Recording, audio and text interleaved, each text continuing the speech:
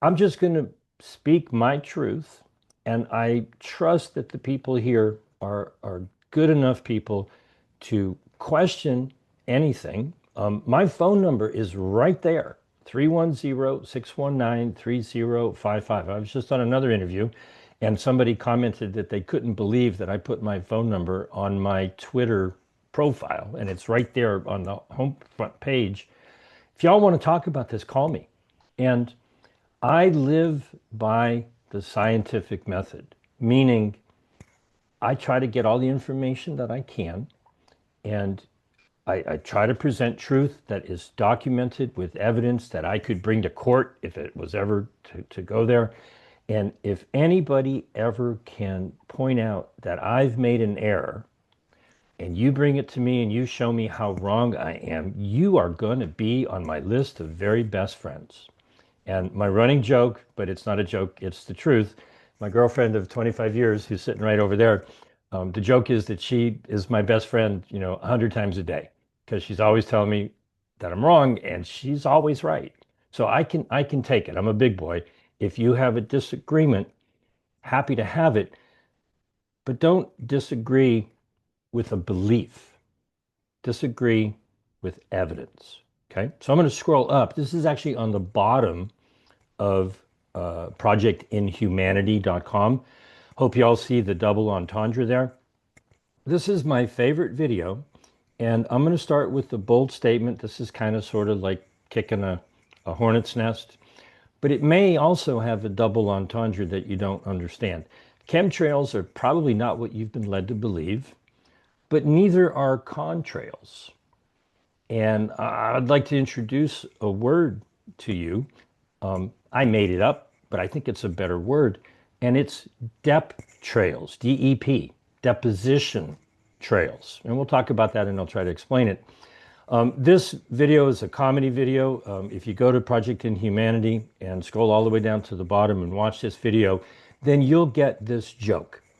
If you still believe that you're being sprayed after my presentation and you look at this website, maybe you got to read it two more times. Okay. Now I'm going to scroll up just a little tiny bit. And this quote, I had to make my own graphic because this quote is often improperly attributed to Mark Twain. I don't really know who said this the first time, so I can't really attribute it, but it's usually all of the graphics out there say it was attributed to Mark Twain. I'm here to tell you that you've been bamboozled by multiple sources. I'm not laying any blame on anybody. I'm just trying to say I'm going to present some information to you that I think is the truth, and you can judge for yourself. Now, I'm going to go over this very briefly. Yes, I use AI, but mostly just for fun. Okay, the facts and the evidence and the analysis I did a dozen years ago. Okay, this is old news, and uh, there's been a sequence of events where I just felt obligated that I had to speak up. And so I asked Google, when people have a firmly held belief, is the presentation of facts and evidence the best way to convince them to change their mind? And it basically pretty much said no, right? You should appeal to their emotions and you should try to win them over by, gaining their confidence. Well, what I find is a lot of people prey on people's emotions, and I'm not going to do that. This is not about fear. I'm not afraid of what's going on. What I'm concerned about, and I'm going all the way up to the top of the website here. So this is just projectinhumanity.com. What if a large group of unwitting geoengineers have been implementing a global project that alters the climate, modifies the weather in a misguided and misinformed attempt to advance civilization? Many people have probably heard of stratospheric aerosol injection. Uh, the stratosphere is above the weather, if you will. There isn't all that much weather in the stratosphere. Lines in the sky, they're not in the stratosphere. Not. It's just if you see lines in the sky, they're below in the troposphere. So whatever you see up in the sky, just there's no way it's stratospheric aerosol injection. I don't like the word geoengineering. It's just, to me, it's a stupid word because geo to me means rocks and the earth and geology. I took geology in college and whatever. That's what they call it. But it's really screwing with the atmosphere. Okay. So um, there's a number that I have to admit, I honestly have to I had to look up.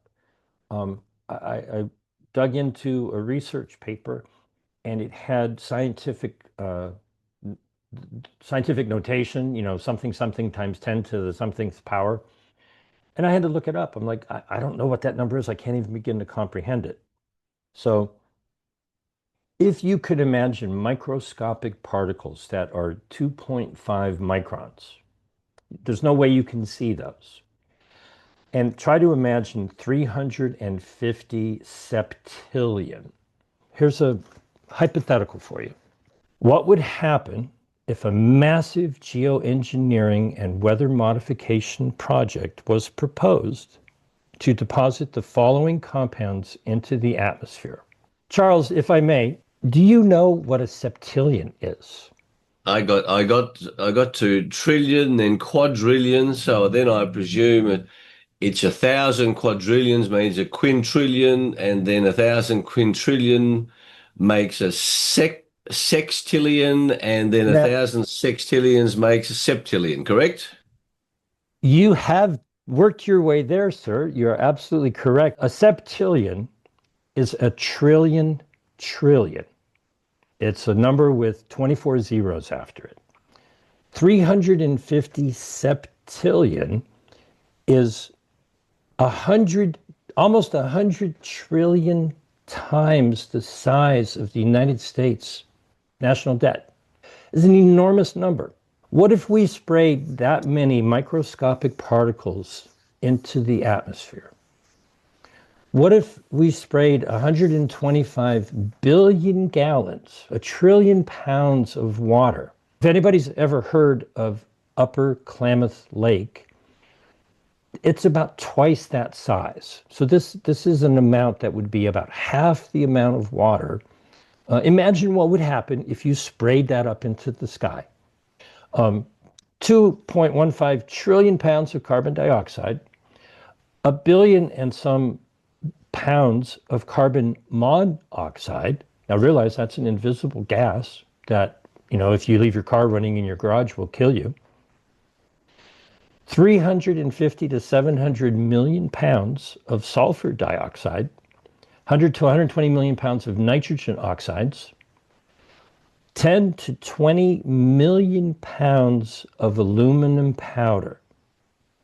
Okay, 8 to 10 million pounds of magnetite, which I was watching a video the other day of somebody who was doing work with nanoparticles in human beings, and they have identified that they're finding magnetite. It's an iron oxide type of compound. It's very magnetic. They've been finding that in human tissue, in blood. 900,000 to a million pounds of lead, 480,000 to 910,000 of semi-volatile polycyclic aromatic hydrocarbons, and a nice assortment pack of barium, calcium, chromium, copper, iron, lead, magnesium, manganese, nickel, niobium, potassium, scandium, selenium, strontium, tin, titanium, vanadium, and zirconium. Now, in this geoengineering weather modification project, most of this would be in the lower, I don't know if you can see my cursor, but in the lower Yeah, we can see. Okay, stratosphere. so that's good. The troposphere is, down where most of the weather is. The tropopause it has a certain change in character. And above that, you don't get very much weather. And commercial jets kind of fly in between, a little bit above, a little bit below. It all depends on the specific details. What if I told you that this is actually happening? The way I used artificial intelligence is I woke up one morning and I was doing all of this research on the numbers that I just gave you. And those numbers are not a geoengineering project. Those numbers are the best numbers I could find for the pollution that is caused by global aviation and rocketry. Now, Those numbers are hard to pin down and they're monstrously large numbers. So if anybody wants to help me fine tune those numbers, if you want to argue about how, big that problem is, it's gigantic. But I had a little fun with Google AI, Gemini, and Chat GPT a couple of Sunday mornings ago. And I said, hey, Chat GPT, now I knew that these numbers came from pollution from aviation and rocketry. But I said to ChatGPT, you know, let's pretend here that I'm a geoengineer and I want to do climate engineering and I want to spray all of this stuff up into the sky at about 35 to 40,000 feet where the planes are flying. And I hit the button and I was still half asleep having my first cup of coffee. And it just kept going and going. And it gave me one hell of a report, graphics and research studies and links, and my God, it was amazing. And I went looking through it and was like, wow, it seems like it's all pretty reasonable. I had maybe a couple of questions here and there. I did a whole bunch more research. And then I said, hey, can you make me an infographic? Because that's too much information. And it made me this infographic. Now, believe it if you want or not, whatever, okay?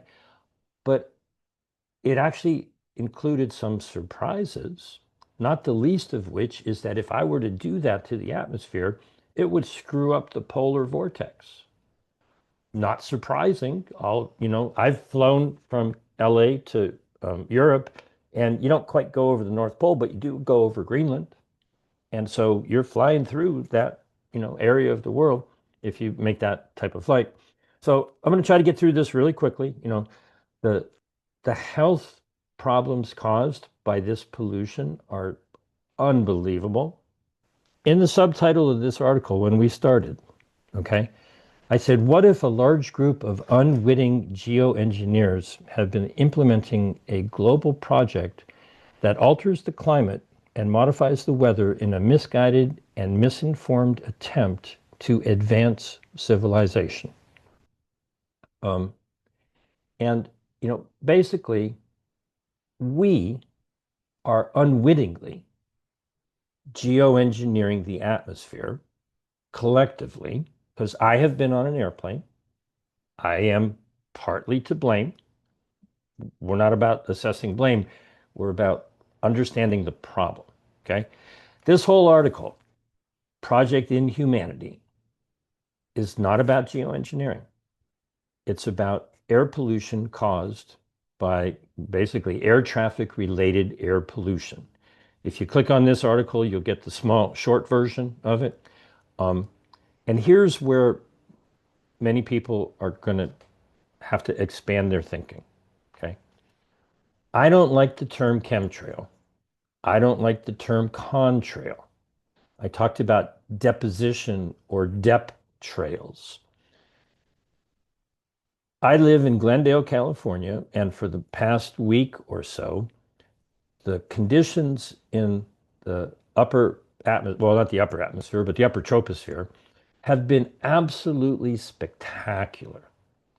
What you see when you look up in the sky that's behind an airplane is their trail of chemicals that are coming out of the exhaust. Now, if you believe that there's a pump and if there's a tank and a pump and a pipe and an exhaust thing and some kind of tube coming out of the airplane and they're spraying, purposefully spraying something, I'm not arguing about that. If you can show me that that's happening, I'm happy to look at it.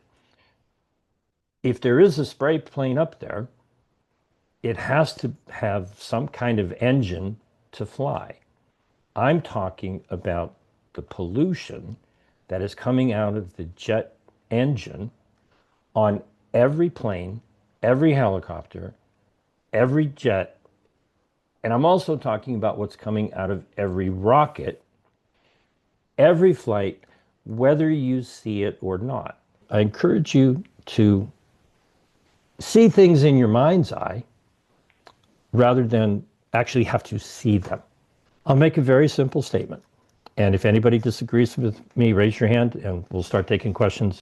Every airplane, every helicopter, every jet, every day, every rocket, every test that you could imagine, always leaves a trail of chemicals in its wake.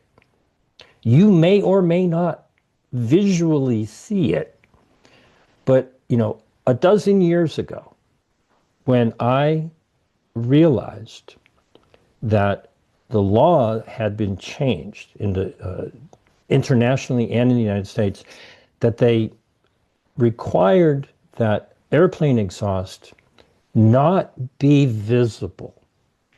They only brought down the restrictions enough so that you don't see the black, huge amounts of soot billowing out like you might with a diesel truck that's not tuned very well, or just all the black soot that's coming out. They didn't say you can't pollute. They said your pollution cannot be visible. Now, I realized, because I tend to notice when I'm in a room and somebody has sucked the oxygen out of it, okay, and it's stuffy, I recognize that oxygen deprivation very quickly. Maybe it's because I have such a big nose. I don't know, okay? But when I see a car driving down the road, I know that there's an exhaust plume behind that car, whether I can see it or not. And I know that I'm breathing it.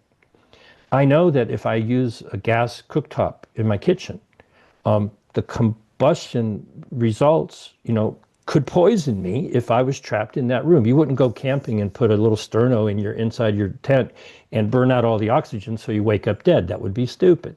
You don't hang out in your garage with your car running all day long. And I knew that when you look at Mother Nature, okay, Mother Nature takes, in the plant world, takes carbon dioxide and water, puts it together to make carbohydrates. And if those carbohydrates get collected and they get put under a lot of pressure, some of the oxygen gets squeezed out of them. You end up with hydrocarbons, coal, oil, natural gas, whatever. And in order to get the energy back out of those hydrocarbons, you generally have to suck 3 times as much oxygen out of the air to combust that oil or diesel or jet fuel or whatever. So as planes are flying around and cars are driving around, and as you're drying your clothes in a gas dryer or cooking, or you have a hot water tank or whatever type of combustion you might do, you are sucking 3 times the amount of oxygen out of the atmosphere as you are combusting whatever fuel it is that you're using. Now, what I know is that when I see a plane go across the sky, there's an exhaust trail behind it. My girlfriend and I went for our daily walk. We try to get out of the house at least once and go walk around the neighborhood. We went and sat on a bench. Beautiful, crisp, wintry, sunny day here in California. It was maybe 50 degrees. Sat on a bench, and the sky looked like the picture that you see on your screen. Okay, we live near Burbank Airport, and airplane after airplane after airplane after airplane coming by. Lines all over the place. But I witnessed something that I wish everybody could witness. I saw a plane coming from Burbank Airport, coming through the sky, leaving a trail of white behind it. That's not what you think it is, probably. It went through previous trails from other aircraft, and that trail started spreading out. And then it went further down the sky. And we watched it as we were sitting on the bench, and we saw the trail go the whole way. And as we were watching the plane go, and it was still leaving a trail behind it, part of that trail started to disappear. Now, I understand why, and I'm going to hopefully explain to you why. But then, after waiting just a few minutes, what we saw was a trail that was still there, and then there was an area that was blue sky again. You could not see the residue of the trail that we witnessed going across the sky. And then way off in the distance, the plane was still going, and it was leaving a trail that was not very long, and it kept disappearing, okay? It's not a function of just the plane. It's a function of the atmospheric conditions in the sky that allow you to see the pollution that every single freaking plane is spewing into the atmosphere. Now, when you look up and you say, wow, look at all those white lines in the sky, that's Mother Nature's way of cooperating with you to let you know that those vehicles, those aircraft, are polluting the atmosphere above your head. Now it's going to probably blow off, to the west or the east or whatever direction. And that's not going to land on you. That's going to land on somebody else somewhere. We might be getting China's pollution and our pollution might be going to Europe and Europe's pollution might be going to China. Round and round and round the world goes. Okay. So I'm going to scroll down here a little bit further. Don't want to make everybody dizzy. Going to play this one little video. Hopefully everybody can see it. You don't really need to hear it. There's not much sound.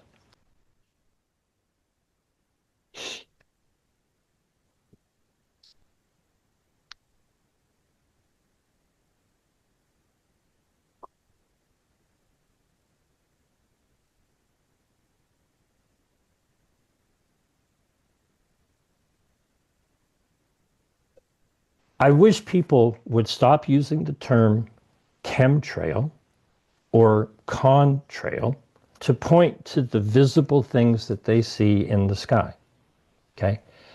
There are trails of chemicals that follow behind every craft, whether you see them or not. And once you start to be able to see what I can see in my mind's eye, you'll understand, really this issue better. Now, I'm going to go through this really quickly. An Airbus A380, maximum fuel capacity, 81,000 gallons of jet fuel. Imagine starting a fire with 81,000 gallons of jet fuel up in the sky. More than that, okay, more water vapor is created. If you burn a gallon of jet fuel, magically, because it combines with oxygen, it creates more than the gallon of water as part of the exhaust. Now, if the plane happens to be going through what they call an ice supersaturated region in the sky, which it does approximately 5% of the time, Mother Nature will work with you. That water will connect with the particulate matter, that 350 septillion number of particles, and they'll form little tiny ice crystals, and you'll get to see it. Okay, so this is a list of all the things. Shifting gears just a little tiny bit. Light aircraft don't use jet fuel. They use what they call avgas or aviation gas, which is essentially leaded gasoline. There's 200 million gallons of leaded aviation gas are combusted. It's the highest, greatest source of lead in our environment today. Now, here's where I think I had my eureka moment, and I hope I can help other people have a eureka moment as well. A dozen years ago, like many people, I watched What in the World Are They Spraying? And a couple years after that, I watched Why in the World Are They Spraying? And I did what I do. I fell down the rabbit hole. I went researching, and I made a 2-hour movie. You've never seen it. I made a monstrous website. And I still, to this day, a dozen years later, I think it's the best looking website I ever made. I wrote a booklet, 40, 50 pages. And then I went looking at some very well-known websites dealing with this issue. And I saw some things that I thought were false. And it triggered my desire, even though I had built all this stuff and spent almost a year doing it, I went digging some more. And I learned more. And when I learned that NASA and the space shuttle, solid rocket fueled booster rockets, if you remember the space shuttle, you've got the shuttle and the big orange tank behind it, and then the two white rockets on the side that kind of break away, those use aluminum as fuel. 10, 9, 8, 7, 6, 5, 4, 3.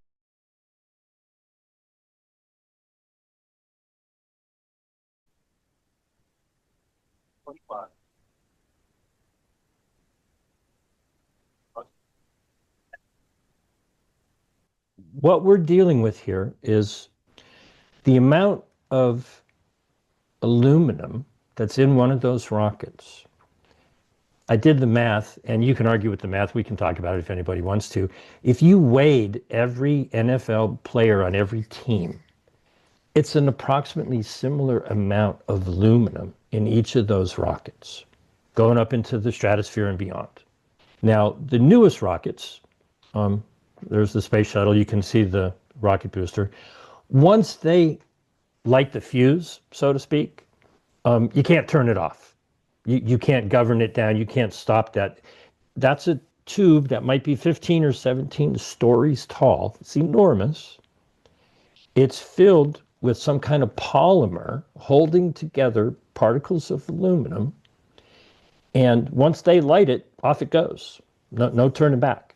Now, there are many, many, many types of rockets that use that type of fuel. And when I learned that, and this is the latest one, I don't know if people are aware that, coming up very soon, you're going to get to see them do it again. NASA has adapted that space launch system for what they call Artemis. They're going to be going around the moon again, maybe, if you believe the stories. But they're going to be pumping tons and tons of aluminum into the atmosphere. And when I learned that rockets provided the aluminum that, by millions of pounds, I took my website, I took my book, I took my movie, and I threw it all in the trash because I realized that we're not being sprayed. What we're dealing with is, massive amounts of pollution from rockets. And I'm going to scroll down here real quick. Sounding rockets, most people are not aware of sounding rockets. NASA sends out all kinds of sounding rockets that use aluminum fuel. They do all kinds of experiments in Norway with the dumping chemicals into the ionosphere so they can make pretty pictures, I guess, to see what they want to do with that. But, also what we're talking about is SpaceX. Now, they don't use aluminum, so maybe good on them, but they pollute the atmosphere in other ways. But, oh, wait a minute. Pretty hard to get information about what the military is doing. Okay, now I think everybody knows that the military is the biggest polluter on the planet.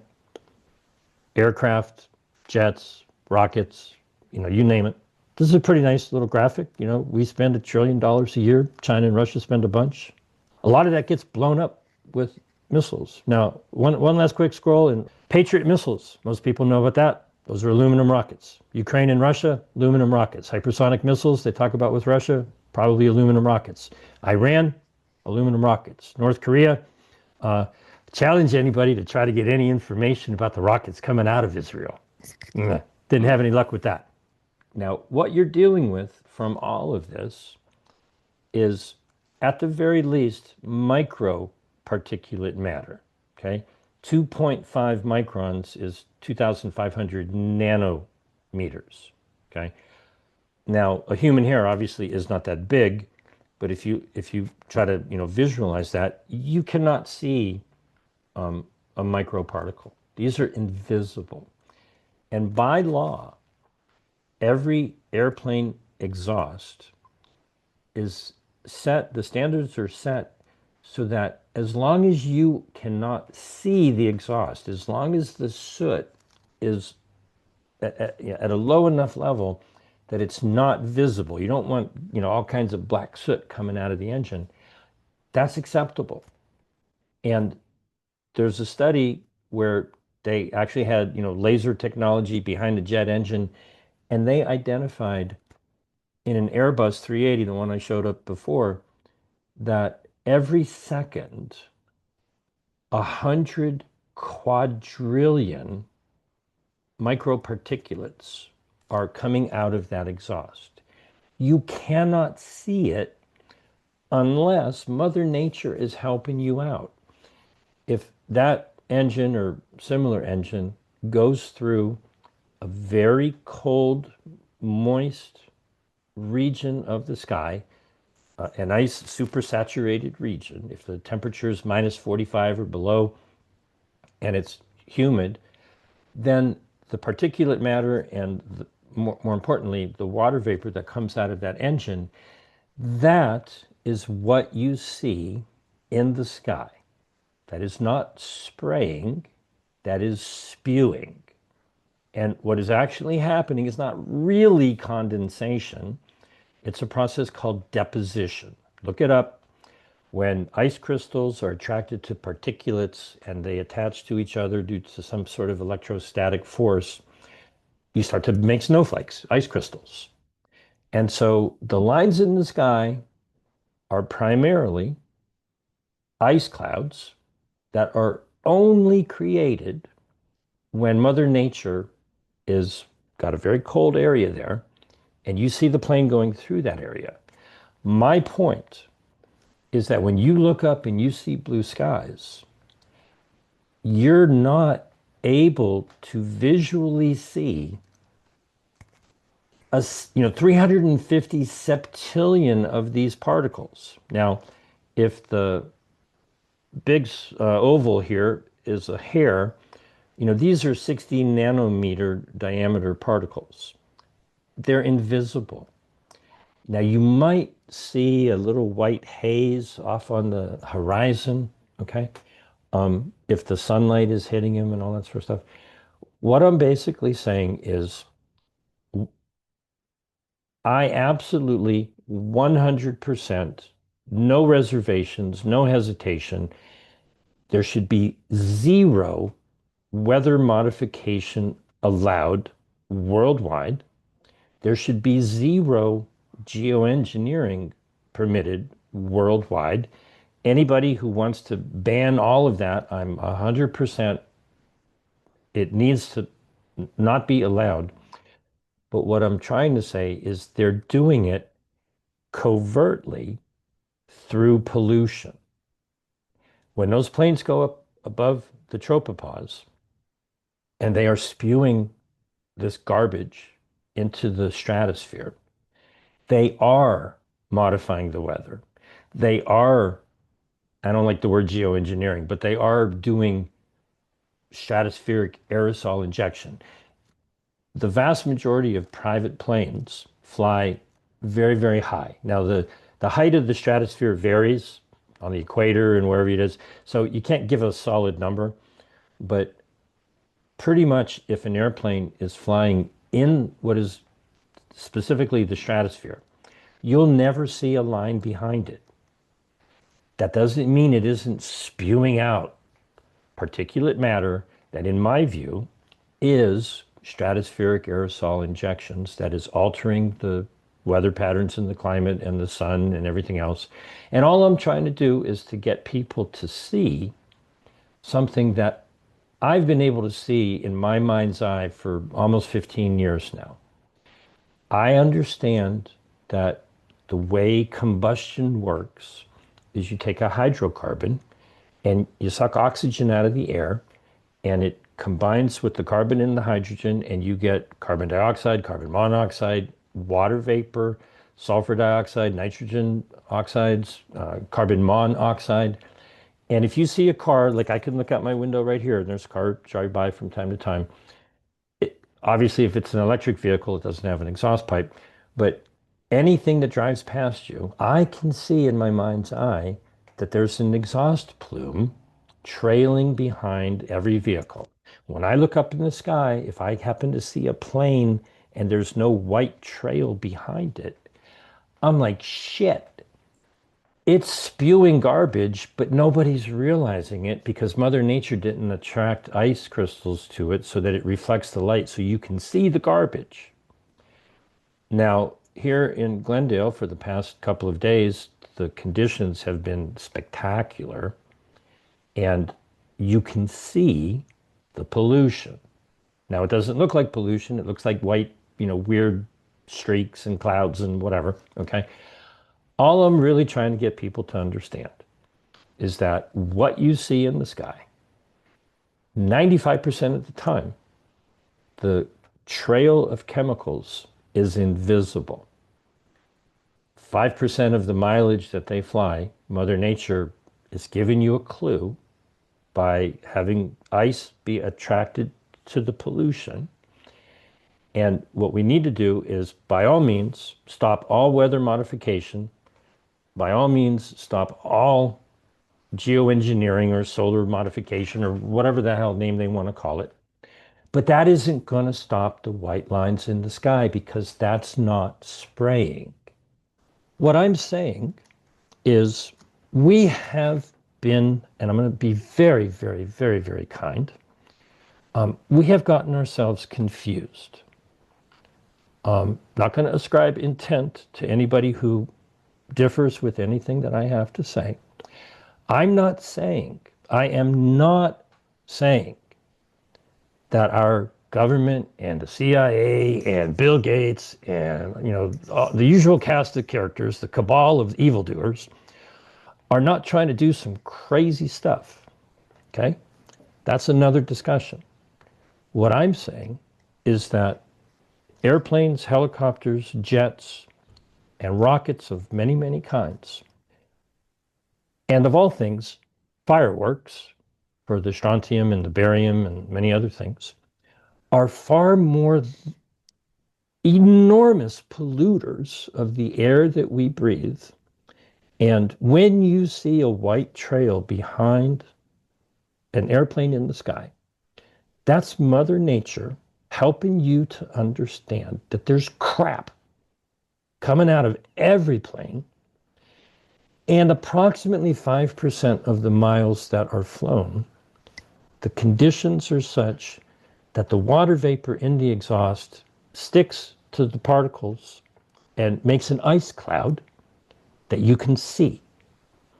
So 95% of the crap that's going on, you cannot see. So when you see a blue sky day, that is not a no spray day. The pollution is still up there, but you can't see it because it's microparticulate. Now, Stephen, I hope you're ready, because I've talked for longer than I wanted to. What I have is on that article, which is Project Inhumanity, double entendre. That is a project, and humanity is living in it. We are being sprayed, not by nefarious people who are trying to change the planet. I published an article this morning about a Zoom meeting on Tuesday morning, my time, Pacific time, about a group, that is looking at altering the solar input of Earth for reasons of security. Okay, there's a lot of interest with the Defense Department about how might they do things and how might other players do this and all that sort of thing. What I'm talking about is, I'm not saying that any of that is not happening. There's crazy people out there in the world thinking that they can fix the planet by altering our skies. What I'm saying is, we're missing the forest for the trees. Every plane, every helicopter, every jet, every rocket, every day, everywhere, just because you don't see it doesn't mean it's not spewing out an astonishing amount of garbage. Okay? Now, take whatever geoengineering program you think might be in the works, covertly being done or being planned or whatever. The numbers pale compared to the numbers that I have presented. And so we're doing this to ourselves, people. And if we keep wanting to blame somebody else, it's a classic, right? Oh, I don't want to try to fix the problem. Some secret cabal is responsible for it. Well, maybe they are, because the airline industry doesn't want to clean up their act. But I've flown on a plane number of times. Okay, I'm partly responsible. I'm fessing up to it. Now, that doesn't mean I'm not going to fly, but I'm not going to be unaware and I'm not going to point fingers at something that really isn't happening. And so there's a lot of confusion out there. And maybe I just kicked the hornet's nest, or maybe I'm amongst friends, but I want people to have an honest discussion about what is really going on here. And we'll open it up for questions. Thank you, James.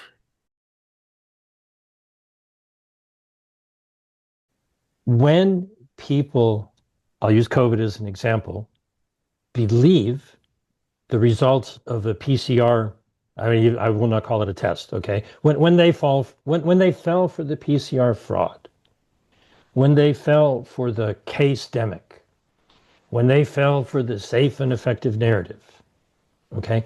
And you were looking at them going, but that's all bullshit, okay? And you're like, you felt, and I felt, and many of us here felt, hey, wait a minute, there's a different, more reasonable, closer to the truth bit of information that I would like to share with you. And they refuse to listen. Now, maybe they're coming around now, but at the time, the question really here is, when you have crystal clear evidence and facts and a logical Occam's razor, hey, you can believe what you want to believe, but here's the most reasonable explanation of what's actually happening. And you cannot get people to even look at your information because they have a preconceived notion, okay? All the facts in the world aren't going to change their mind, and I recognize that. So the question really is, how do we communicate with people? And hopefully I've done an okay job here today. I don't know, we shall see. How do you communicate with people to say to them, look, you've been had. You've been bamboozled. You've been confused, and to be kind, maybe the person who confused you was confused themselves. How do you bring clarity into the midst of that confusion? This is just a different topic, Stephen. You're trying to do it with COVID, okay? And I've been doing that for years as well. I try to do that with the WHO. But people get a preconceived initial belief, and then they defend it with religious fervor, despite all of the evidence in the world. Now, I recognize my own personal weakness. I'm a data guy. I went to Brown University. I studied computers. I knew about artificial intelligence 47 years ago, okay? I'm not afraid of it. I am to a certain degree because there's people trying to do crazy stuff. And with the power of computers, they can really screw up the world. But if we're fighting the wrong battles, if we think a problem is this, but it's that, we're never going to solve the problem. Now, one of the aspects of this is if the particles of soot are released in the lower stratosphere and they are hit by sunlight, they will tend to actually, they call it self-lofting. Sometimes they call it self-levitating, self-elevating. The particles that are released in the exhaust from the jet engines, when they're hit by the sun, they warm up and they rise.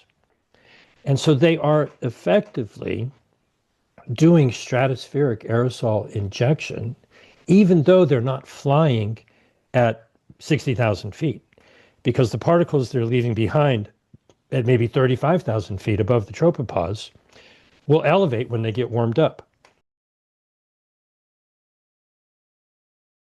There's an enormous amount of a compound, I mentioned it earlier, called magnetite.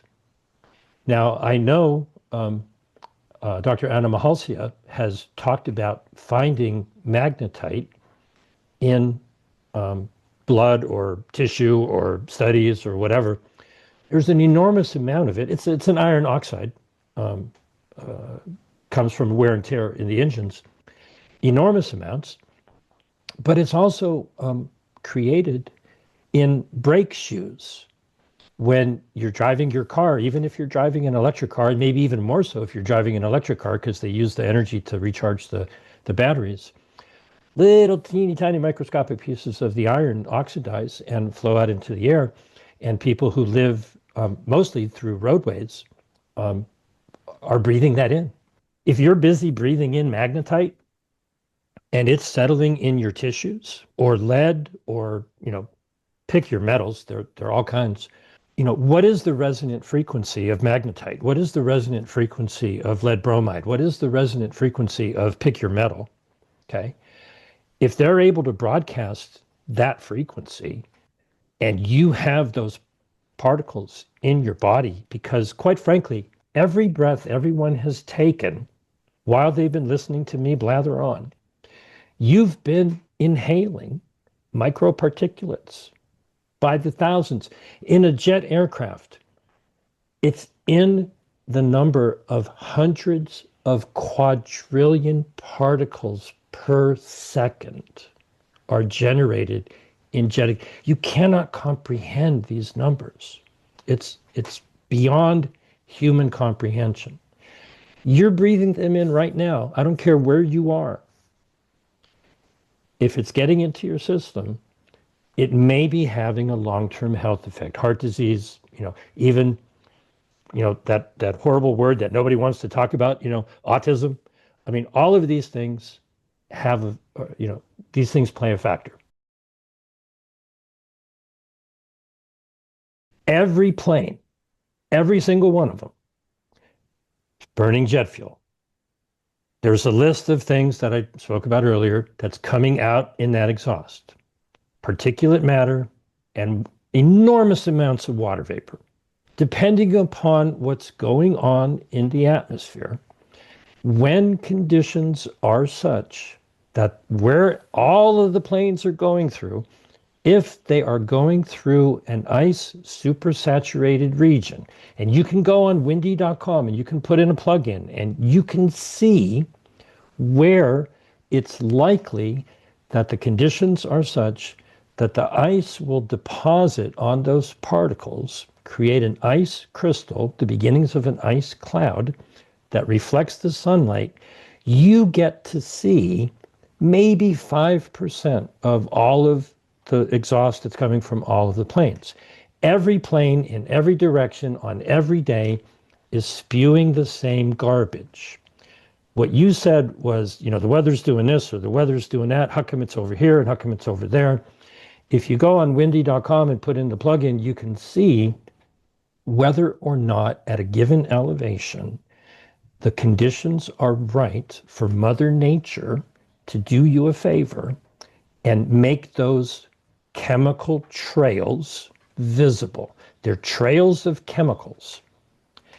If the conditions are not right and the planes are flying by, you don't notice it. You don't track the plane, but the planes are up there on a blue sky day spewing microparticulate garbage that doesn't have ice being deposited on it. So you just don't notice, but it's there. And this is the difficulty. When I watch a car drive down the road, I know that it sucked a little bit of oxygen out of the air. It made a little bit of water vapor. Maybe the catalytic converter, captured some of the nitrous oxides or whatever. So it's maybe a little bit less polluted than it would have been. But it's leaving. Every car that drives past my house, I can look out my window right now and see the street. Unless it's an EV, right? They have an exhaust pipe and they're leaving a trail of chemicals. The electric cars, when they hit their brakes, they're creating some magnetite and it's spraying out. All of the tires, when they're rubbing on the asphalt, both the asphalt and the tire, is carbon black. It's the same thing they put in your toner cartridge, okay? But these things are so small that you cannot see them unless the humidity and the temperature is such that it forms an ice cloud. So you don't think they're adding nano aluminum, strontium, and barium to the fuel? You don't think that's happening? I published an article a couple of days ago. Strontium, aluminum, barium, oh my, okay. They have studied adding aluminum to the fuel because it's frickin' rocket fuel and it, gives them more power. But anything they might be spraying. Now, I'm not denying that there is the possibility that nefarious groups, want to do these stratospheric aerosol injections and solar radiation management and all these many things. Okay. But the more obvious explanation is that 100 billion gallons of jet fuel are combusted every year. It's almost 40 million flights a year. The pollution from that is so gargantuan. I mean, we're talking 350 septillion particles, okay, all over the atmosphere. An amount of water, you said you're in Oregon, so think of Upper Klamath Lake and take half of that and spray that up into the air. I showed the video of the woman with the hot boiling water on a cold winter's day. You spray water vapor and particulate matter at 35,000 feet where it's minus 50 degrees, you're going to get an ice cloud. If the humidity is not as humid as it needs to be, you might get something that forms an ice cloud. And this is what I watched just this morning. I watched an airplane. I believe it was, based on the directions, it was coming from the Burbank airport. It was climbing through the atmosphere. We had lines in the sky all over the place. We were sitting there watching it in amazement. I mean, just lines everywhere. As it was flying, it was leaving a trail that I could see, right? It got to a certain elevation and we could see the trail, but then 5 minutes later, the trail was gone because it had then evaporated. All of the garbage is still up there. All of the pollution in that trail is still raining down upon us. But Mother Nature plays a little trick on you. It'll show you those trails in certain areas. They're called ice supersaturated regions. If it's humid and cold enough and the jet goes through it, you can see it. What I'm trying to tell you is that it's always there, every day, everywhere, with every plane. What I'm basically trying to say is the pollution that is coming out of every one of these aircraft, and people forget about the solid rocket fuel boosters on, what used to be the space shuttle, but now it's the Artemis and all of the other types of rockets that are used. In my view, that's where the primary source of aluminum is coming from. Now think about it. You've got all kinds of rockets, and think about military, think about Ukraine, think about everywhere else you want to imagine. North Korea, Iran, Israel, United States, testing, all that sort of stuff. Sounding rockets go up far beyond the stratosphere. If you have a solid rocket spewing aluminum particulate at that height, it's going to circle the planet. And it's going to rain down on whatever it rains down on. So what you're putting is, basically pyrotechnics. You're putting rocket fuel on your forest. You're putting rocket fuel everywhere. Now, I haven't gone into the forest and scraped off the dust to see that that's what it is. There are a lot of fallacies being told about aluminum and where it's coming from. Do I think that someone has, a device in an airplane to squirt out a little tiny bit of aluminum from, a jet aircraft? If you read my article entitled Strontium, Aluminum, and Barium, Oh My, before I wrote that article, I stopped and I said to myself, all right, if I was going to spray strontium, aluminum, and barium out of an airplane, how would I actually do that? If I was the subcontractor, if I got that job, I mean, it's not a carpenter's job, but it's a craftsman's job. How would I do that? So I went looking around. Could I buy this stuff? Could I buy nanoparticulate aluminum? Could I buy nano strontium? Could I buy nano barium? Okay.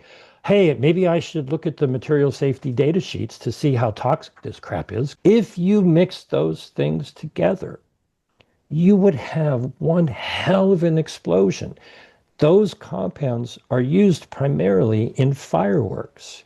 There are hundreds, I take that back, there are tens of millions of pounds of barium and strontium and aluminum and many other, not necessarily nanoparticles, but microparticles used in fireworks. The most likely source of those things is not somebody spraying the jet fuel. Now, you are correct, Marv, and I'll let you have the floor. It is possible to put aluminum nanoparticles in jet fuel.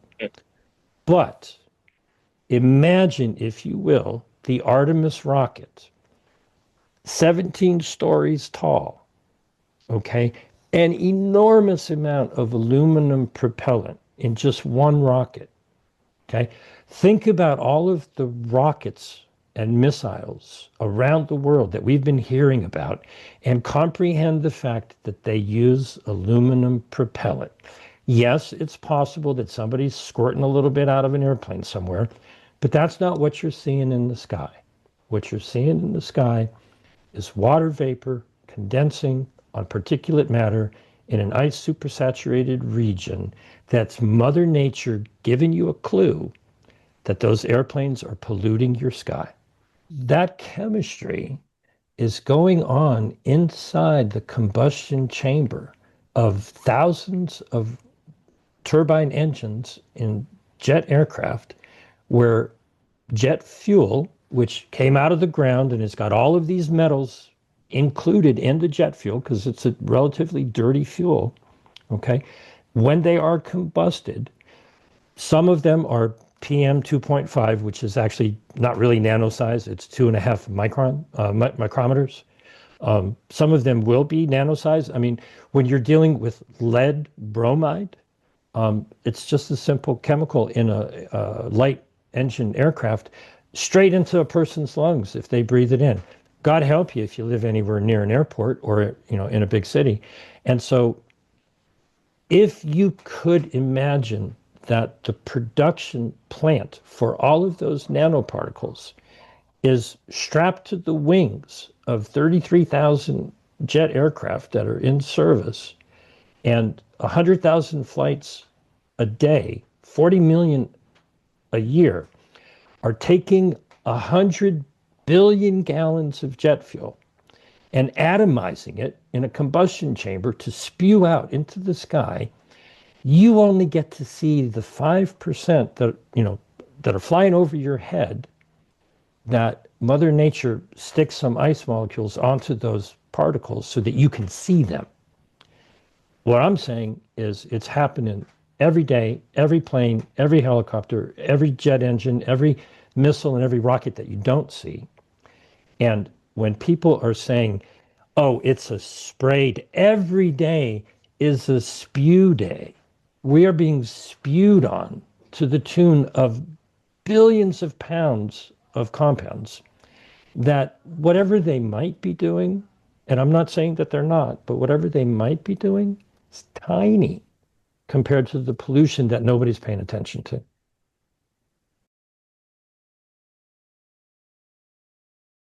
There's a word that I'm familiar with, and I hope everybody else here could be familiar with. People maybe know about evaporation and condensation. I have a pot that I boil water to make tea or coffee, okay? And after I pour out the water, there's still some vapor in there, and then it condenses on the side, and you see the droplets inside the kettle. That's not what happens where it's frigidly cold.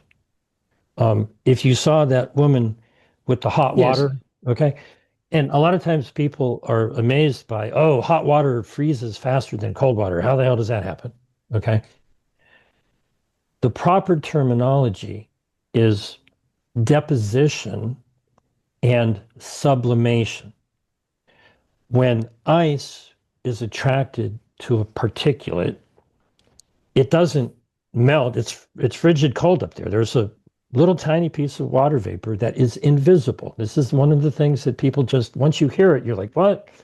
Water vapor is invisible. You could be in Florida on a humid day and you're sweating and it's condensing on you, but you can't see it in the air, but you can feel it. Okay. Well, think about a very humid, lots of invisible water vapor, but it's minus 50 degrees. Okay.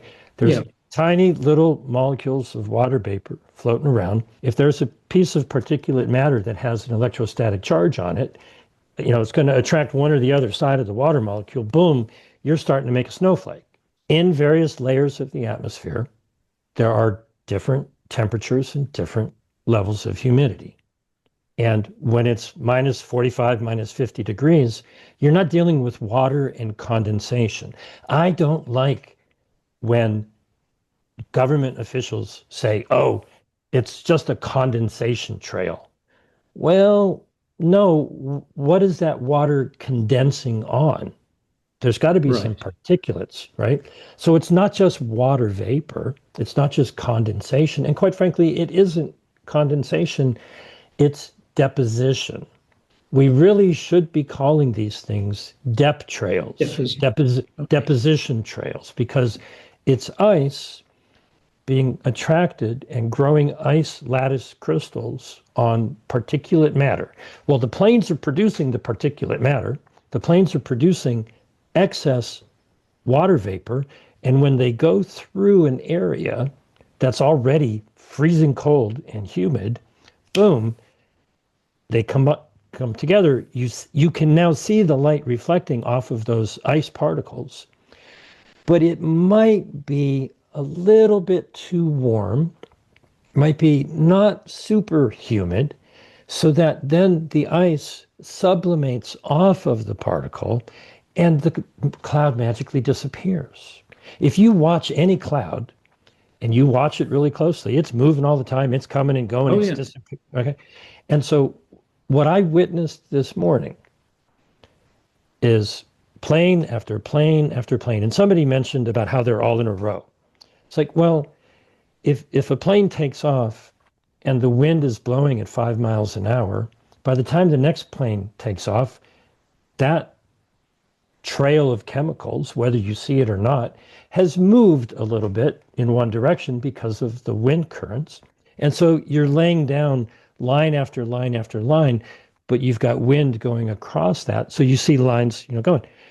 If it's all in the same way, you'll see just a big haze because they're all piling on top of each other because the wind is blowing in a different direction. I watched the plane come from one part of the horizon, come across, leaving a trail that I could see behind it. It got into another area where it started spreading out almost immediately, and got into another area where we watched the trail continue and continue and continue. And then off in the distance, we could see that it was, only a small, what they would call a contrail, that it was disappearing. And then we look back and we're like, wait a minute. We know that it started here and it went here and now it's over there, but this section of it had disappeared. So when you look at it, it looked like it laid a trail and then stopped. But the chemicals in that Still trail, going. Okay. they're just not in a situation where the temperature and the humidity are such that they're creating the ice lattice that reflects the light that you can see. I got it, James. We actually witnessed that 2 days ago, where we were watching this. We were going to film it, and then it stopped, and then it continued, and it was about 50 meters. 50 meters, something. I had exactly the same thing happen. Right. One of the ways that you can tell when, if something was being sprayed, or if it's jet exhaust that is cooling and then they would say condensing, but I would say being deposited as ice crystals. Just think about this logically. And you can see this very clearly when they're spraying pesticides. Okay? If a physical particulate matter was being sprayed, and here's the sprayer, as soon as it comes out of the sprayer, you can see it. With the jet exhaust, which is hot, it takes a while, and you don't see the trail start until maybe at the back of the plane. you can see the hot gases coming out. You can see the perturbation in the, like whenever you see heat waves, okay? But when there's a space between the engine and the exhaust, that means it's exhaust. If they were actually spraying something, you could track, if you had a zoom in camera and you took a picture of them, you could track that white trail all the way back to the nozzle of the sprayer. Now you can see that in pesticide spraying. Pull up some videos of them spraying pesticides. You can see the nozzle and you can see it. You can see it very, very clearly. So anyways, I just, Okay. you're No, thank reminding you. me of that. Good point. Good point. Thank you. If you take a picture of an airplane and, there's always other explanations. They might be dropping fuel. There might be a whole bunch of things. But clearly, if there's a time lag where the exhaust needs to cool before the ice cloud forms, it's an exhaust cloud. Got it. All right. Thank you very much, James. James, restate the explanation for that lag, that break in the trail pattern. I don't know if this is going to help, but I'll give it a try. Okay. Forgive me because I'm always outside the box. Imagine making a stack of pancakes, flapjacks if you want. Okay. You got a dozen of them, big stack of pancakes. But you bought a frozen pancake and you took the third one down out of the stack and you put the frozen pancake in there. Okay. So you've got warm, warm, frigid cold, warm, warm, warm, warm, warm, warm, warm. Okay. Now take away the pancakes and that's the atmosphere. You've got a temperature layer that's just cold enough and just moist enough so that as the plane is going on its course through that layer of pancakes for a period of time, Mother Nature is giving you a clue that there's a bunch of pollution coming out of the back end of that jet exhaust. By the conditions are such that the water attracts itself to the particulate matter and you see a white streak. If it's really cold and really humid, it'll start spreading. Okay, it'll get bigger because it triggered that process of ice formation. If it's just not hot, just not cold enough and just not moist enough, then it'll magically disappear again. But it's basically going from one condition of the atmosphere. To give you another bad example, you ever been in a swimming pool and somebody next to you peed in the pool and you suddenly find a warm spot? Okay. Well, what if they had just melted a bunch of dry ice in that section of the pool and you're walking around in the pool and all of a sudden you're freezing?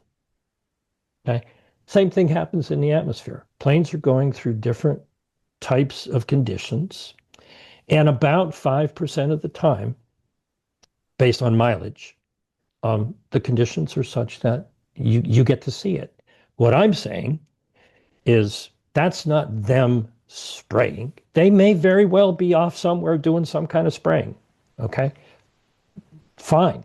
What I'm saying is don't forget that there's 100 billion gallons of jet fuel every year being burned in the sky, and it's falling down on all of us, whether you see it or not. And you only get to see about 5%.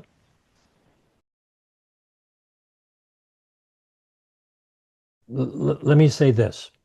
I'm not saying that programs might exist out there where nefarious people are doing horrible things. What I'm saying is, and I'm borrowing this from Renette Senham, I heard it from her first, people are looking for the needle in the haystack. You got to look at the haystack, okay?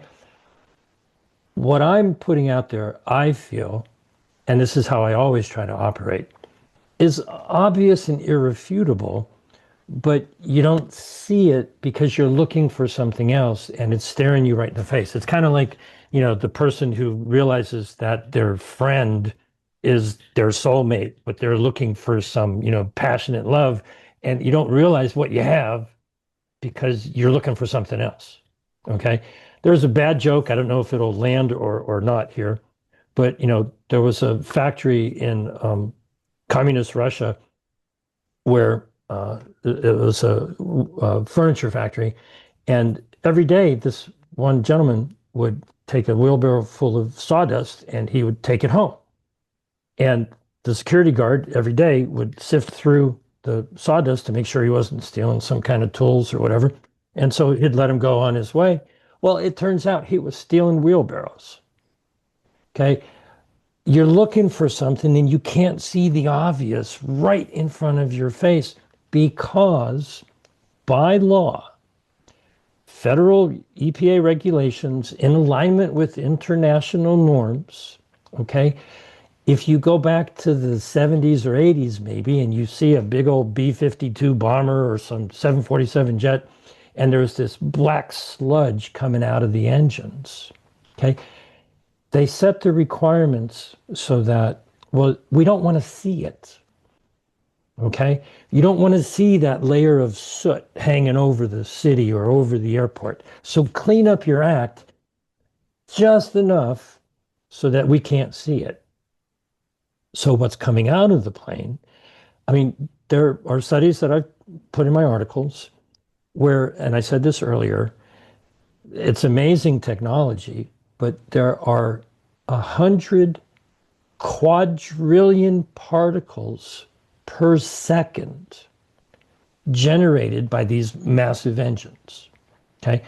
Now, the problem I have, and I don't think I'm going to fix it, okay, but I wish in my dreams, the EPA doesn't have requirements for numbers of nanoparticles or microparticles.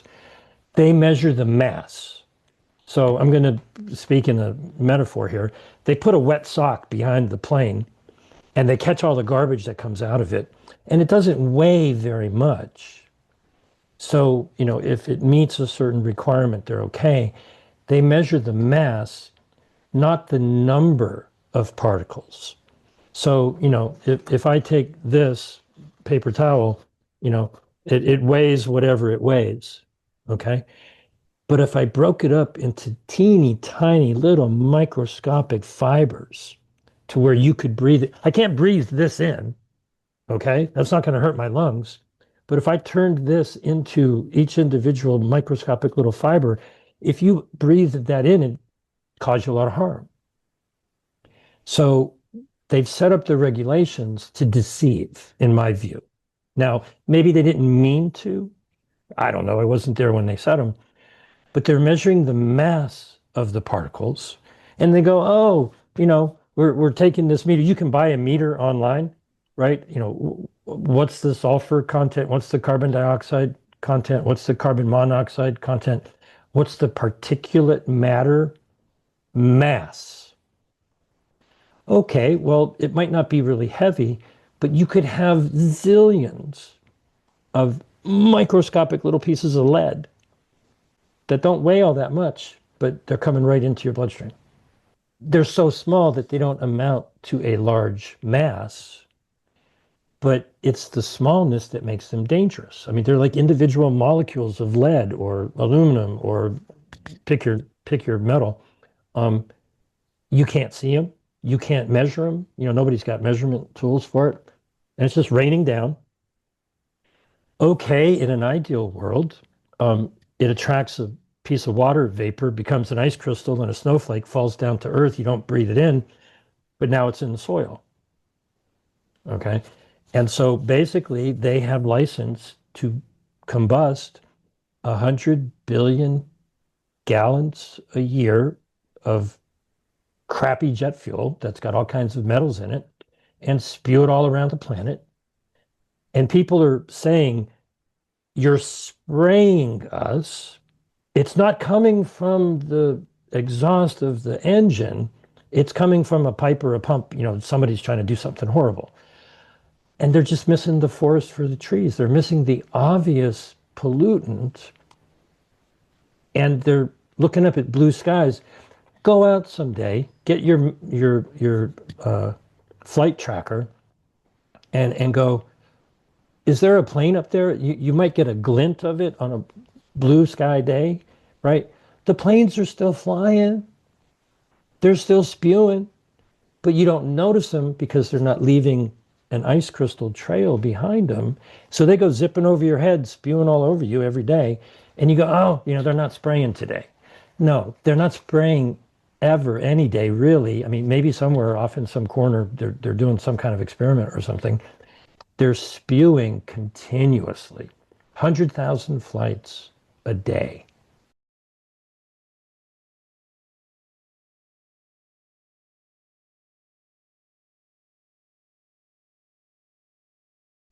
If you've ever seen the Pogo cartoon, where he's in a forest and there's all kinds of trash and garbage in the forest, and he says, it hurts my feet to walk in the forest, because of all the garbage. And Pogo looks out over this, very polluted, supposed, natural forest and says, we've met the enemy and they are us, or we are them. We are the problem to a certain degree because, hey, I drive a car, I use a cooktop, I have a clothes dryer. Look up about surfactants in the air that come out of your clothes dryer.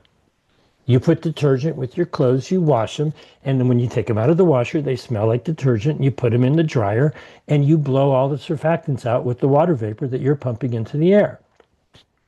Own it, right? I'm guilty. I'm doing it. What's the solution for that? I have a hot water tank. It's natural gas fired hot water tank. I really enjoy hot water. I've traveled in jet aircraft any number of times throughout my life. The question is, it's too easy to listen to somebody say, Bill Gates is doing it. It's all his fault. String him up. Now I'm no fan of Bill Gates. He's as bad as they come. 80% of everybody on the planet has never been in an airplane. Probably many of us have. We're the 20% who are participating in the luxury of air travel, but 80% of people are not. Okay, if this was, a democracy, would be screwed. You take that another level further, and you look at private jets, all the ones going to Davos or Brazil for the climate, thing. They fly generally at a much higher elevation. You never see their trails because they're usually above the tropopause. You can't make trails up there. You can't make ice crystals that you see. So they're busy polluting all they want, and nobody's pointing at them because you can't see them. Okay? I think 1% of the population is responsible for 50% of the problem. Now, are we going to get them to not fly their private jets? I don't know. Good luck. Do we want them to fly lower so we can see the fact that they're making a mess? One of the problems that I see coming is they will do just enough to hide the problem. Okay? They might adjust the fuels. They are talking about using artificial intelligence to avoid the cold regions as much as they can so they don't fly through them and you don't notice that they're polluting. They have, they're having trouble with it because it's AI, but they know where it's likely that they're going to be creating visible trails that people can see and complain about. And they're talking about avoiding that by going up, down, probably not around. My concern is that they figure out how to hide the visibility, and then everybody forgets about the problem, which is all the pollution. I don't know if everybody here is familiar with Renette Senum and Jim Lee. They are on the verge of presenting a petition for rulemaking to the EPA.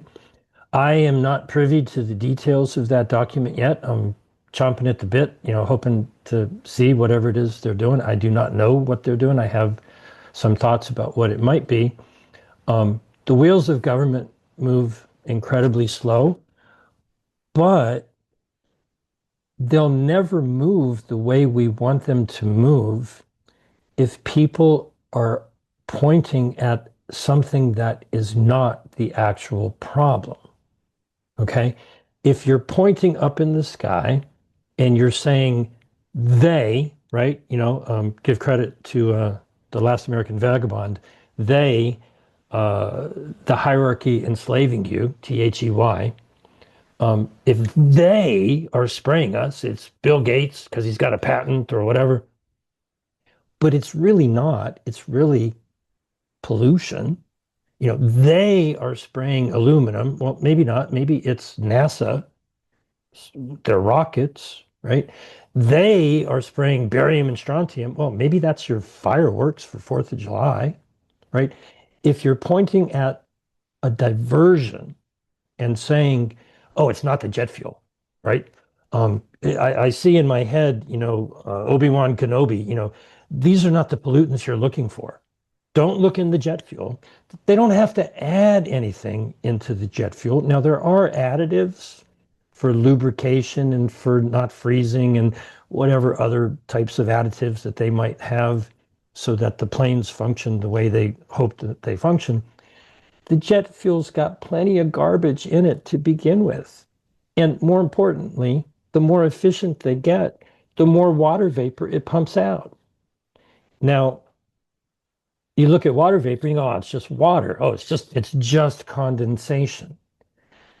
But that area of the troposphere, putting more ice crystals there is bad where you can see them. But if you go up a little bit and you're above the tropopause, it varies depending upon where you are on the planet, they talk about stratospheric aerosol injections. Crazy, people. There was a very interesting one that was on Stephen Colbert for, 10 years ago, whenever it was. And he's like, oh, sulfuric acid, right? Let's spray sulfur into the stratosphere. Well, the problem they had was, they want to spray a lot and they got to go up to 60,000 feet. So it takes a long time to settle. But we're already doing that. There's sulfur in the jet fuel, now on a small scale, but many planes, especially the private planes, are flying above the tropopause. They are in the stratosphere. They are spewing garbage, pollution in the stratosphere. They are doing what most people would say is geoengineering, but it's not the sole purpose. They're trying to get from point A to point B. And they literally call that either accidental or unintentional, unintended geoengineering. Now, there's a theory, but it's been shown to be true, that if they just get up into the stratosphere and they spray the particulate matter above the tropopause, when the sun hits it, I mentioned this earlier, it warms it up and it becomes self-levitating. It rises. You heat anything, it's going to rise. And so there are measurements of concentrated soot particles that can only have gotten there because of jet traffic that are measurable in the stratosphere. So they are blocking the sun with the air pollution that's coming from regular old jet traffic. And ain't nobody talking about that, okay? And so if I could just get people to realize that the words condensation trail, it's not condensation. It's actually deposition. It's freezing, and then the crystals grow and you can see them. And it's not a chemtrail that you can point to because you can see it. Every one of these vehicles is spewing a trail of chemicals. You may not be able to see it because they're microscopic. If the weather conditions are right, you get a clue. Okay. What we really need to understand is that they are geoengineering the planet. They are modifying the weather, not with precision necessarily.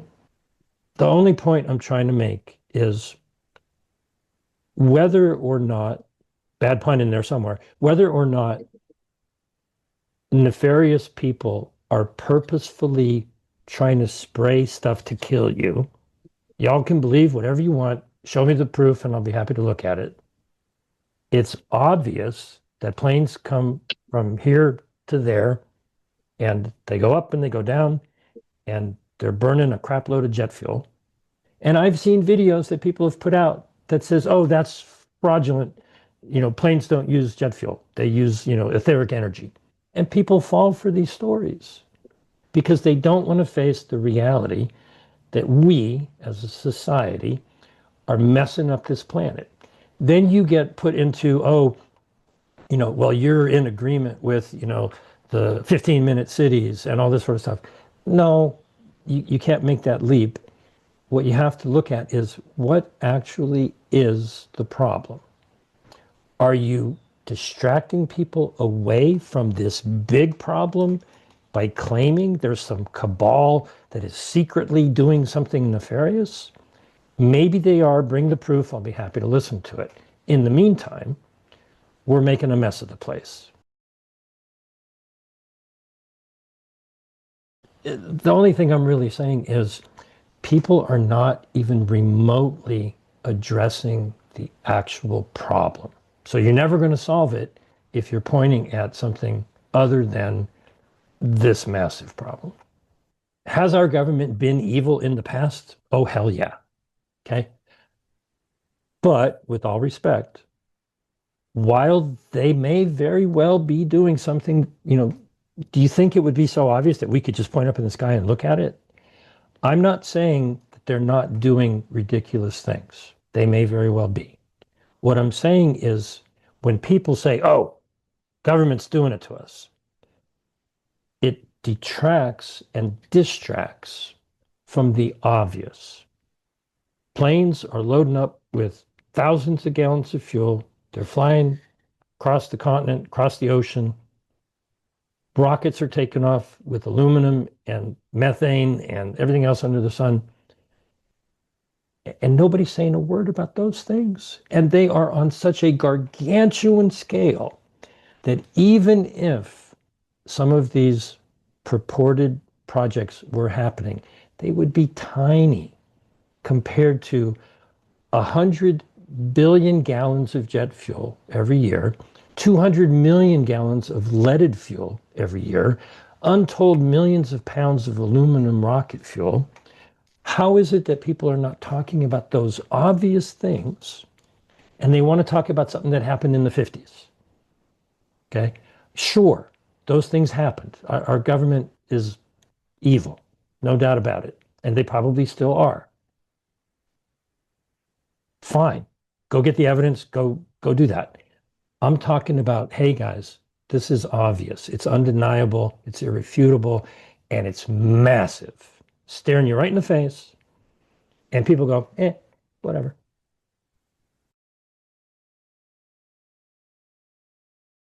What they talk about is, and we could argue about this, unintentional geoengineering. Geoengineering is with or without intent. The term itself means, it's a stupid word, okay?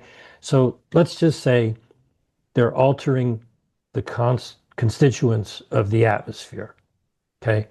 Now, that's not the main purpose of air flight, air travel, and that's not the main purpose of rocket launches and testing and all that. It's a maybe unintended negative consequence of it. What I did say was that they are now aware of it and they are trying to adjust how they schedule the flights to take advantage of it. That is intentional.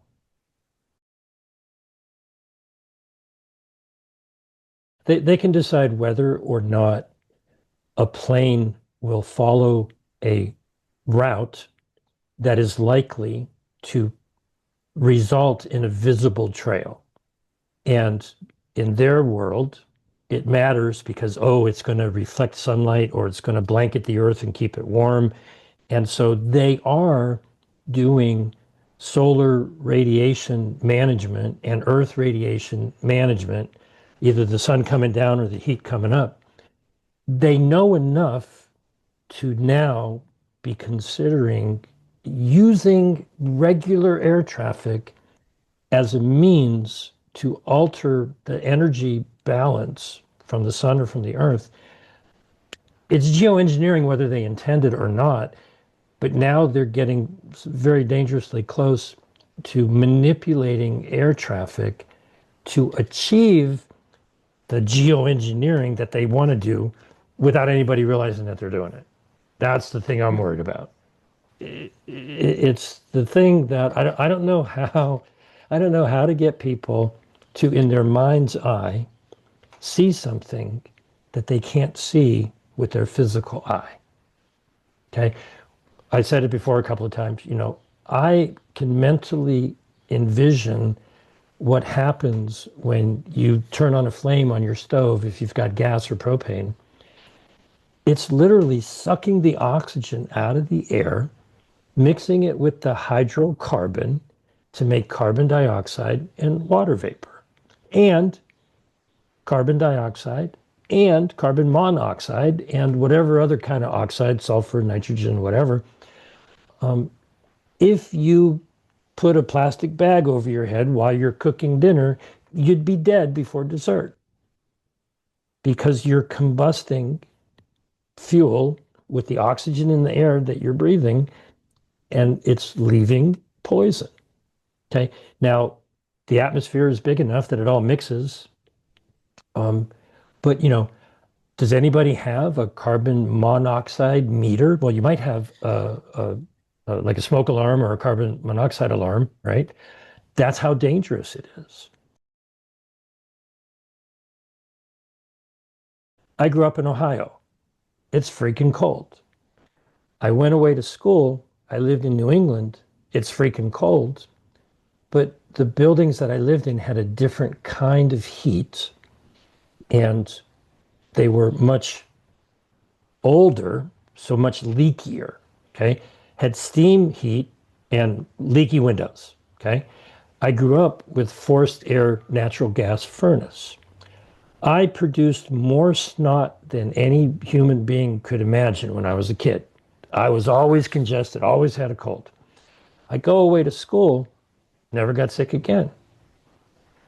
Moved to California. I was living in a house with some friends. October rolled around. I woke up in the morning, early morning, and I had the stuffy nose congestion that I remembered from my childhood. I blew my nose, and I'm like, wow, I haven't done this since I was a kid. I realized that the thermostat had kicked on, and the forced hot air was blown on me, and I was dealing with toxic indoor air, right? I closed the vent, I opened my window, went to work, came back. Everybody in the house suddenly had the flu. And I'm just fine and dandy, okay? I am convinced that a lot of people's respiratory problems are due to horrible indoor air. Now, you hope that you can open the window and get fresh air, but not when this crap's raining down from the sky.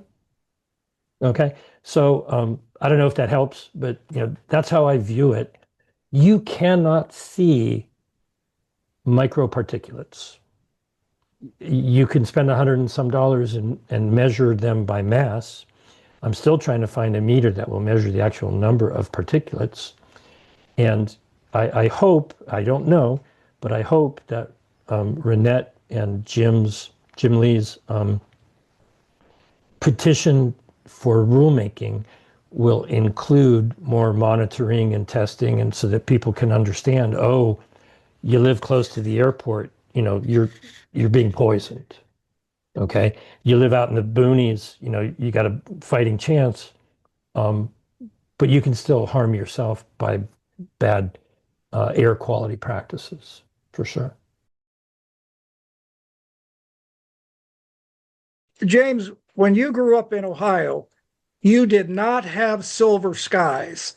The color of our skies, the silvering of our sky is a recent phenomenon. It began about 3 decades ago when they began the silver color in the sky. We used to have clouds and blue or overcast, but we've never had silver. This is a new phenomenon. The silvering of our sky is a new phenomenon. Well, I agree. 30 And years. can I don't know, answer is not a question, but can I comment? Yeah, please. You're correct for the most part, okay? But look at the historical growth of commercial air traffic. Look at the historical growth of rocketry. Look at the historical growth of the pollution that we're putting in the sky. And realize that planes are actually now more efficient. And so they're actually combusting the fuel more efficiently, generating unbelievable amounts of microparticulate matter and water vapor that if you can bring yourself down, I don't know if you've ever seen the movie Osmosis Jones. I suggest you rent it. It's entertaining. If you could make yourself microscopic and hang out in the draft of a jet airliner to the point where you could see, a microparticle that is coated in sulfur and has an electrostatic charge, positive or negative, it probably really doesn't matter, to attract an ice crystal and start to form a snowflake. Okay? I know you keep From the- explaining this atmospheric condition, but From the ground. Marv, let me finish the One- story. one Marv, let me jet finish. trail, Marv, one jet trail will silver the entire sky. The entire sky will be silvered by one jet trail. I absolutely agree with you. This is the point. This is not them spraying you. This is the result of air. It's called a trap. I got a feedback all of a sudden. It's air traffic related air pollution, a trap. If you can remember that acronym, you're absolutely The engines right. were much dirtier 30, 40 Yes. years ago. They were much, much dirtier. So you saw the soot. Yeah, that's right. You Bigger, saw the bigger black soot particles back then. saw They're bigger- finer now. Now they're finer, they're microscopic, they're attracting water vapor. You're absolutely right. You said silvering the sky. Most people say, brightening or whitening the sky, whatever term you want to use. There's more shit in the sky that is attracting water vapor in a microscopic way. It's reflecting sunlight, it's blocking the sun, and it's trapping heat. We're screwing up the atmosphere with the combustion of jet fuel. And think of all of the aluminum particles coming down from all of those rockets. And the rockets that don't use aluminum use kerosene. I mean, SpaceX, their Falcon 9 and Falcon Heavy use enormous amounts of kerosene. Similar problem with the waste particulates. So what you're saying is I absolutely agree. Can I just We are polluting- interject? The we're fuel polluting is the sky. it's more completely burned. It's more efficient. So the products that are possible as a result of the combustion, there are more of them. Whereas in the past, there was just like Bigger. chaff bigger. big particles that didn't even burn. Thank you, Tom. Absolutely. Yeah. All right. Well, I sure wish we would stick to observation rather than, James, I don't want to check you, but you have all these arguments to support this conclusion that you came to about atmosphere and all of this stuff that's being produced by jet travel. That's certainly happening, but there is something else happening. Something else happening. And who knows what it is. So anyway, Marv, I want to make it clear. I'm not saying I don't think at any point in 3 hours I have said that I'm discounting any possibilities of nefarious actions happening. Fine. Dig into Yeah. it, send me some information. There are a lot of claims that are easily false, clearly false. People saying, oh, they're doing this, they're doing that. What I'm saying is the massive quantities that we are talking about boggle the mind. Can you even begin to comprehend? I can't. It's not meant to be an insult in any way, shape, or form. I cannot even begin to comprehend 350 septillion microparticles in the atmosphere. If you think about that, if you give it just some consideration, that is documented, what people who study this have measured coming out of the aircraft, that is what is going up into the sky on a yearly basis. That is, as you put it, silvering the sky. Now, there may be something else that's going on, but this is monstrous. It's so enormous. People can't even comprehend the numbers. 100 billion gallons of jet fuel, okay? A comparable amount of water vapor being spewed into the sky. If you saw the picture with the woman spraying the hot pot of, scalding hot boiling water, you see the mechanism by which this occurs. If you did that with half of the volume of Upper Lake Klamath in Oregon on a yearly basis in the sky, you've got cloud cover being caused by jet traffic in ice supersaturated regions where you can see the pollution. We don't want them to play some trick by flying in a different way so that you cannot see any of the pollution. Out of sight, out of mind? I don't think so. What we need to do is recognize what the problem really is, and that's what I'm trying to get people to do. So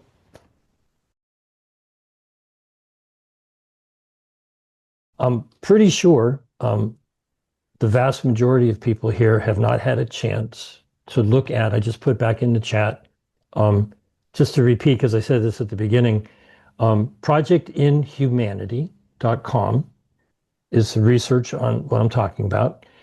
And I recognize, and I don't know if you were here at the very beginning, the bigger question is, I understand my personal strength and weakness is the same thing. I'm data heavy. I want evidence. I want facts. I want documentation. If you show me that, you can convince me. If you're right and I'm wrong, you're going to be my best friend. And I mean that. If anybody looks over any of this information and goes, hey, Jim, I found an error, somewhere, great. But that doesn't work for people who believe whatever it is they believe. You can show somebody all the facts in the world you want and demonstrate that what you're talking about is real, but they don't care because they have latched into a belief structure. And I recognize that belief trumps facts, unfortunately. And so, part of this discussion is how do we get people to challenge their beliefs in the face of insurmountable, evidence to the contrary? They just go, I don't care about that. Here's what I believe. And, this is whether it's COVID or whatever, pick your topic. How do you communicate evidence to people? I just spent a day on a jury thing that, people were looking at the evidence and different people had different beliefs about, video evidence that to me was incredibly obvious. Once you accept a certain belief, are you willing to have your mind changed in the face of evidence? I went through this eureka moment a dozen years ago. And circumstances have come to the point where, apparently now is the time for me to talk about something that I've known for a decade or more. And okay, great, big deal. How do you get other people to have that aha moment where they go, oh man, I had no idea Why was I worried about that? I didn't even know this was going on. Okay, that's really the question that I was hoping, people would discuss here. How do you get people to see that there might be an answer that's different than the one that they have come to believe? But the contrast that you have chosen, I think, is not the winning contrast. The contrast would be against the climate change narrative, all focusing on this gas, which is the gas of life, versus all of the real polluting substances. Excuse me, I don't know what if you when you say micro. Is nanoparticles the same as microparticles when you say micro? Nanoparticles are significantly smaller. The government does not regulate nor measure anything below. Exactly. So why to choose as a means of contrast? Because you're not just trying to convince people about facts, James. You are also trying to tell them that this is more important than that. And I think the contrast and it's a rhetorical figure, but I think the contrast you're choosing, it's going to generate controversy, and it's going to distract people even more from what your point is. Because I repeat, your point will be much more winning. Or at least, okay, if you say, look, again, why do we keep talking about CO2 when there are 10,000 other... None of this conversation is about CO2, so I'm not sure. Now, your point of... It's fine, it's my point. I know it isn't. That's my point, and it should be.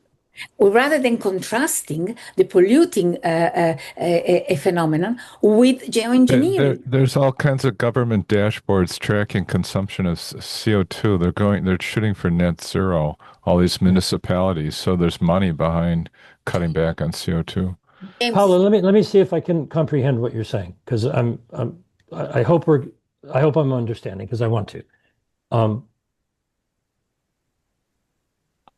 You're probably correct that people who point up at the sky and believe that there's this nefarious plot and that there are pumps and pipes and containers of nanoparticles in the planes, it's DARPA or the Defense Department, and they're trying to kill us, are not going to like what I have to say. Because I'm saying, while that may be true, I don't know, maybe, I'm saying there's this gigantic elephant in the sky that is pollution, that is, you could attribute the aluminum, the barium, the strontium, the particulate matter, everything that any conspiracy theorist might say they're trying to do to us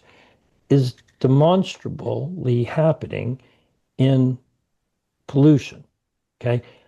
When I learned that massive amounts of aluminum were used in the space shuttle, this was a decade and a half ago, and are now in the Space Launch System with the Artemis rocket for NASA, and sounding rockets and missiles and all that sort of stuff, I go, oh, well, that's a way bigger source of aluminum than you could ever spray out of a little pylon drain in an Airbus.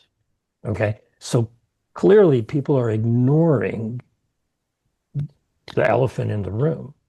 Okay, well, if people continue to ignore a very big and obvious and demonstrable problem in lieu of a demonstrably fallacious theory, how are we ever going to solve a problem? You can attribute, go to COVID. People are like, oh, mysterious virus and a test and case, PCR test and safe and effective and all. It's a very similar parallel. People have a belief structure, and when you challenge it with facts that are easy to verify and demonstrate, they don't care. That's the problem that we have. And I'm not sure if I'm understanding you. I want to understand you because I love you. And you know that. But am I missing something? Because I think I am. that you're trying to tell me? They don't agree with you. I think they don't appreciate the fact that you are somehow dismissing, even though you say, no, I'm not, but in effect you are dismissing the intent and behind the intentional modification of a very very complex phenomenon, which is the weather and the climate. And so you're opposing one against the other. You say, don't really be so worried about this geoengineering, which is, yes, you're right, it's this and that, but this is more important. And that contrast, in my view, one of the reasons why this contrast is not appropriate is because I just said this before, there is an intention, whether it could be even the best of intention. Forget for a moment the conspiracy thing. But even the best intention of changing the weather and the climate, it's like wanting to change the DNA of people with mRNA. I mean, what has been what's going on these days are attempts to change some fundamentals of the universe without really understanding what we are doing, or maybe they do and they don't tell us. God only knows. But there is a profound threat in these plans. And I'm not talking about conspiracy. I am repeating what astrophysics and climatology is saying, that we should never intervene in the way that they are telling us to do, to obscure whatever they are saying. Pierre Corbin, I've talked to him a couple of years ago. He said it cannot possibly obscure the sun. It's false. Mm-hmm. Whatever. But whatever it is, but certainly there is a claim that you will all seen. I mean, those who are interested in climate and weather, we've seen this document published by the U.S. Air Force in 1995, I think, where it said we will own the weather by 2025.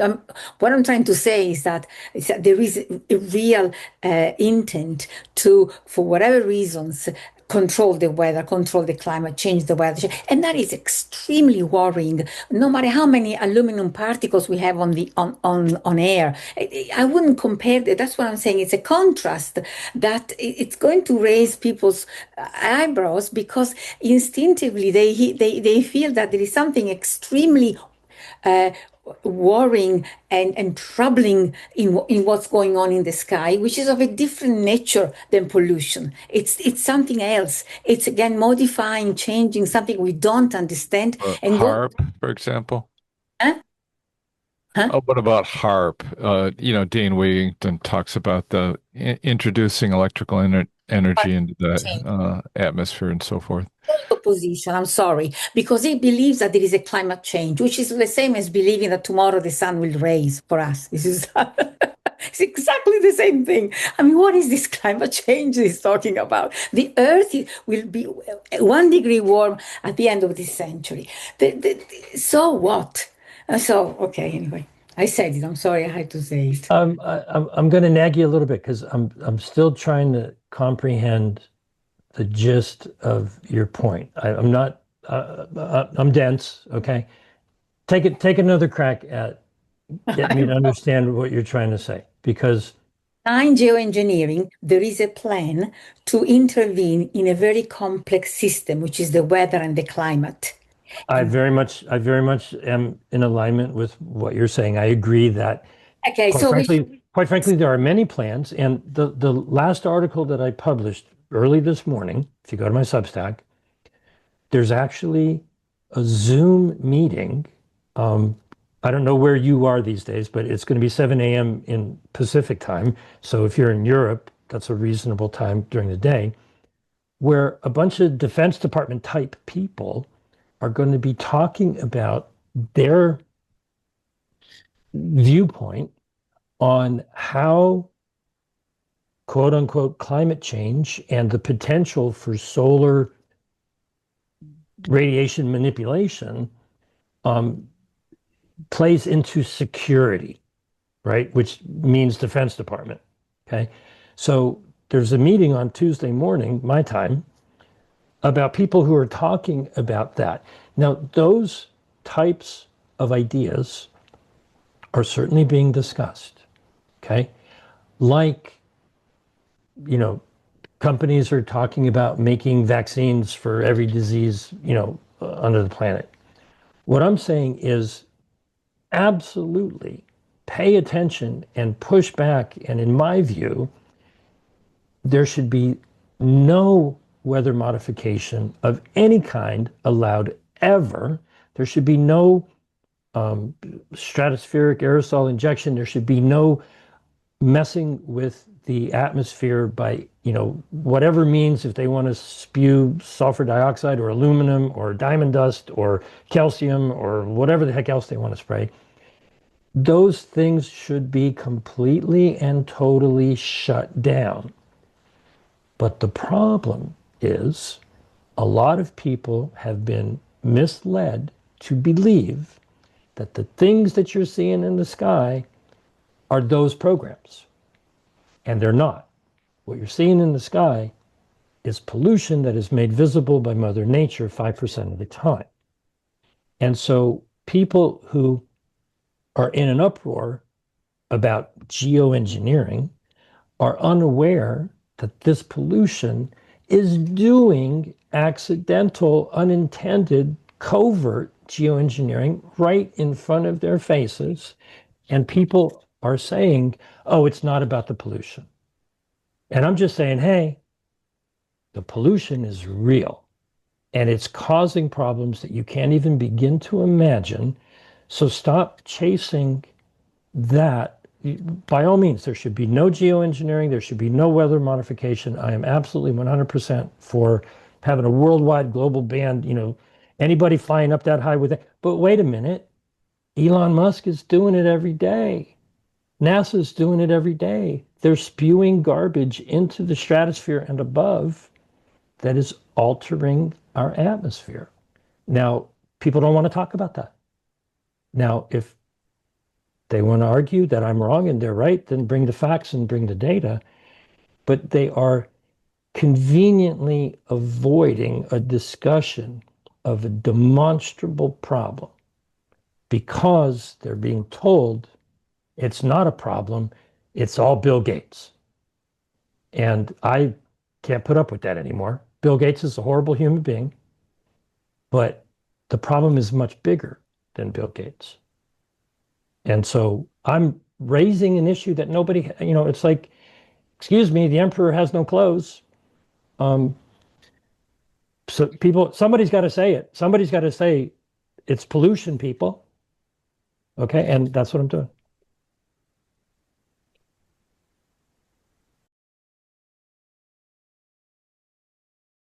Okay, so Tom has posted materials from Jim Lee, who argues that the stuff we see in the sky is the consequence of the fuel burning and releasing metals.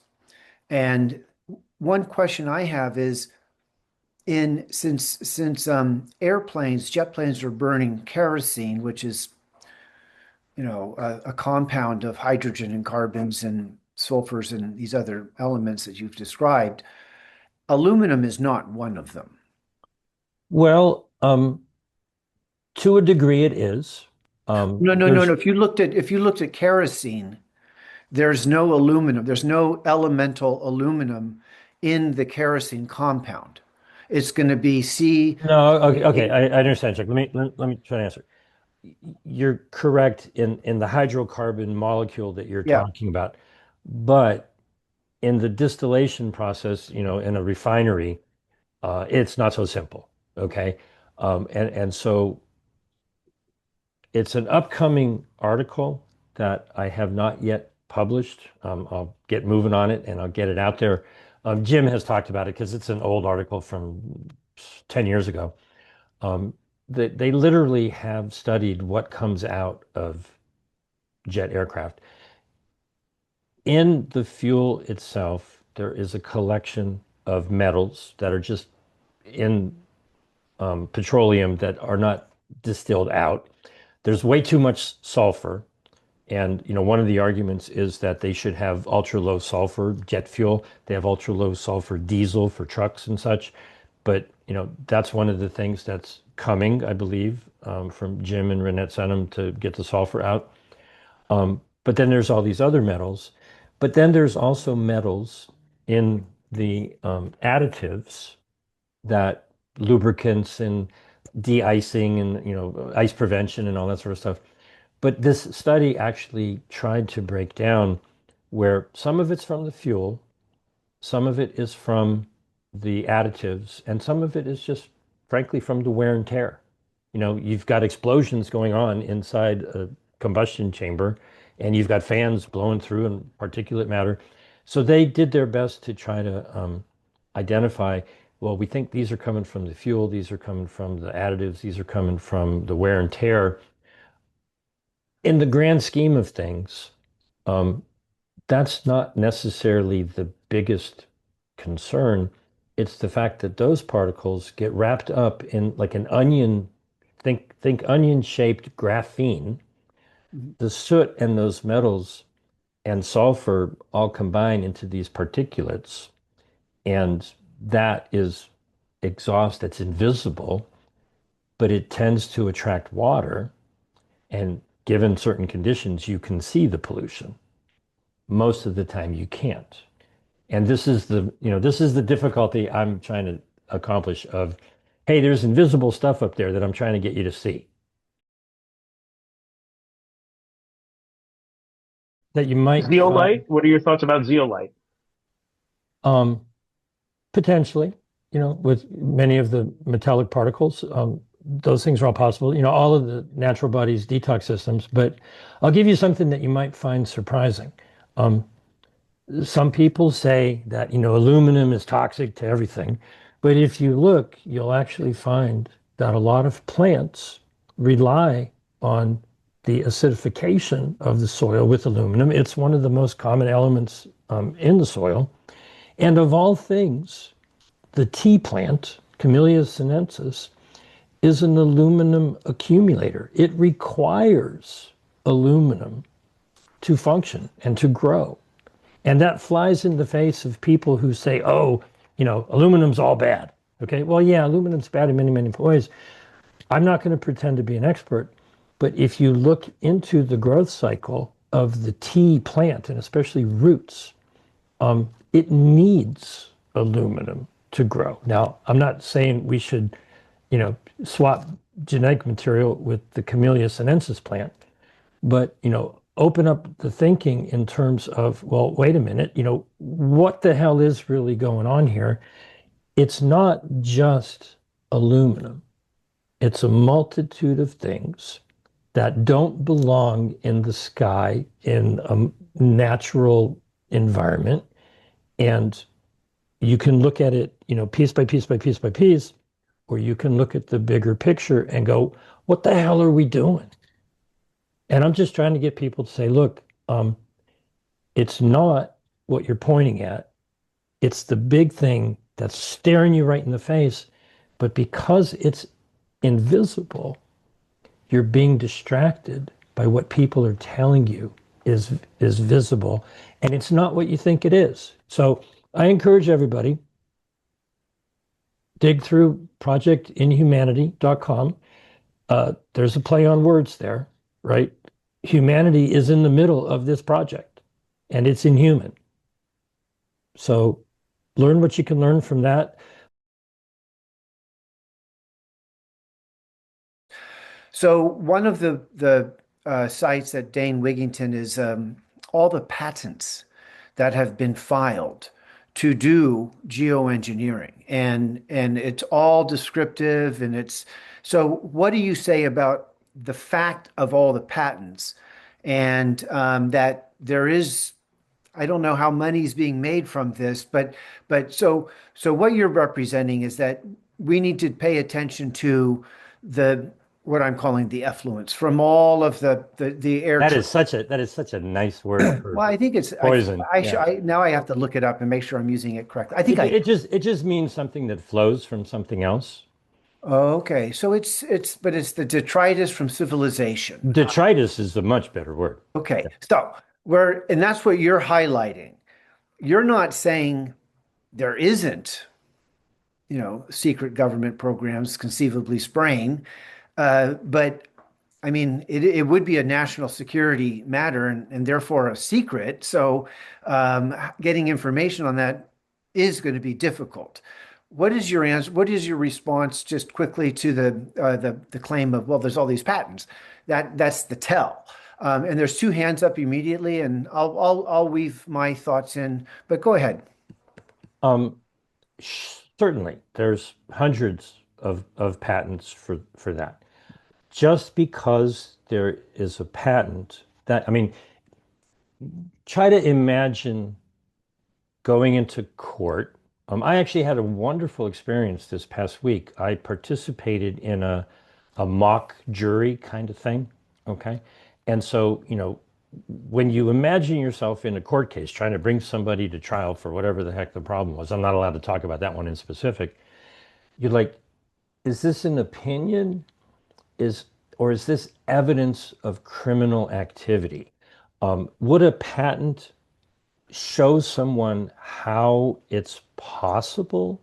Of course. If you had a patent and somebody else, was using it, does that make you guilty because you had the patent? Well, maybe if you, gave it to them. So I'm not trying to say that what I'm saying makes any of those things not the case. What I'm saying is, when you look at the numbers of what I'm talking about, you can't even begin to comprehend 350 septillion particles, 125 billion gallons of water, sulfur dioxide and carbon monoxide and nitric oxides and all of the metals, all of the garbage that's in jet fuel. I think I skipped over. There's 100 billion gallons of jet fuel. Imagine, you can't, okay, but try to imagine 100 billion gallons of jet fuel and start a fire in the atmosphere, okay, which is exactly what's happening. If you can envision inside a jet engine, a turbine, right? You're atomizing 100 billion gallons of jet fuel. It's spewing out the back to give thrust to the plane. And 5% of the time it gets attracted to ice crystals and then you can see it. But those 100 billion gallons of jet fuel and 200 million gallons of leaded gas in smaller aircraft are raining down upon us all day long, every day.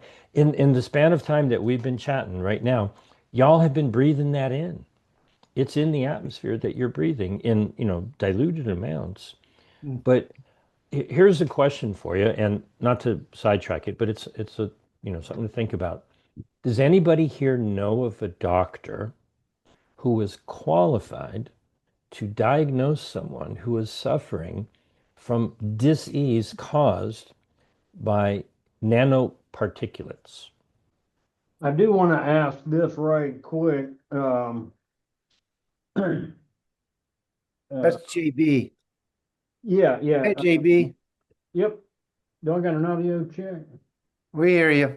Okay. Yeah. You have what do you call it? Morgellons disease. Are you familiar with? I'm very familiar with it, and again, okay, I'm not saying anything about anything like that.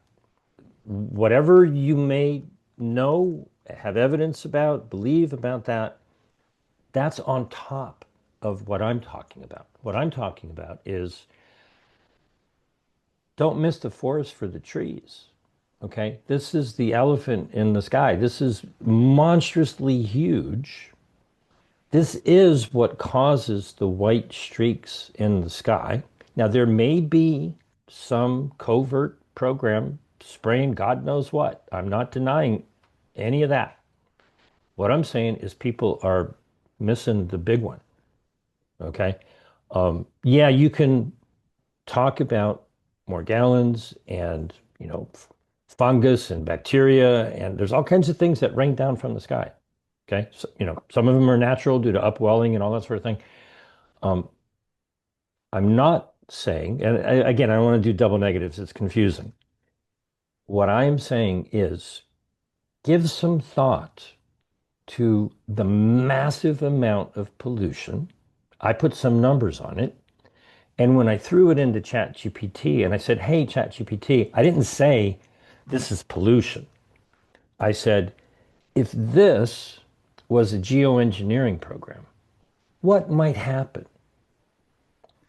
Oh, all kinds of horrors might happen. We are doing this. We, meaning society in general, about 80% of the world's population have never set foot in an airplane. So 20% of the population may have taken a flight, and 1% of the population, people who fly the most, private jets and whatever, are responsible for about 50% of all that pollution.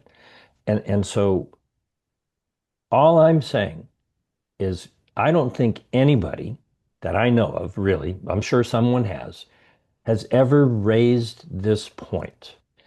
Jet fuel, aviation gas that's leaded, and the big one for me was when I woke up to the fact that rockets use aluminum as fuel. That's what made me go, wait a minute. Those are millions of pounds of rockets in the big NASA rockets. But, think of all of the missiles that have gone back and forth in Russia and Ukraine. Okay. They go up into the atmosphere and that spreads all around the globe. If there's pollution in China, it's probably fallen in California.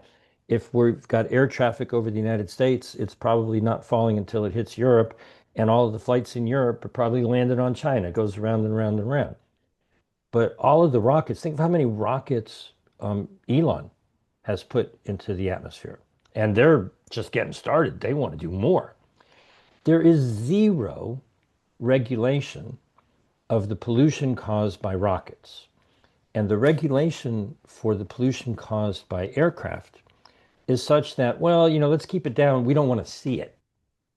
And so you don't see it. You don't see the black soot that you used to. But that's worse because now they're hiding it in plain sight because it's so small that it's invisible.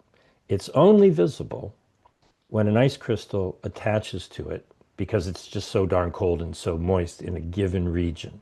And when a plane flies out of that region, you don't see it anymore. You might see it for a little bit and then it disappears. John is anxious to share. He's got his hand up. Sure. And we have 1, 2, 3, 4 people in line. So let's just field a series of questions here.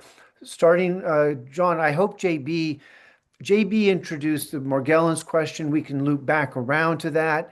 But I think you did, you answered him. And if JB wants to press further, he can come back on with his hand. Sure. Go ahead, John. Yeah. Okay. Well, I deeply appreciate you shining a light on this aspect of geoengineering. Very, very important. And you're right. The amounts are staggeringly gigantic. This does not negate, but rather supplements the work that Dane Wigington and others have done.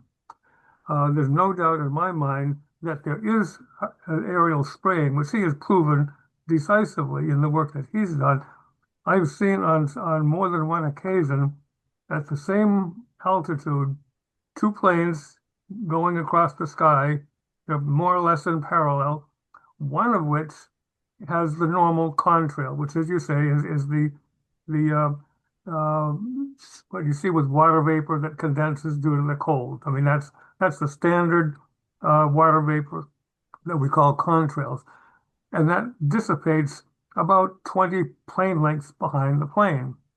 We've all seen those.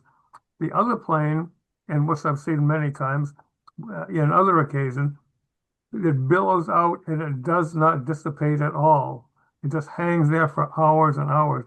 That is what is being pumped out by the tanks in the planes, and I've seen. May I comment on that, John?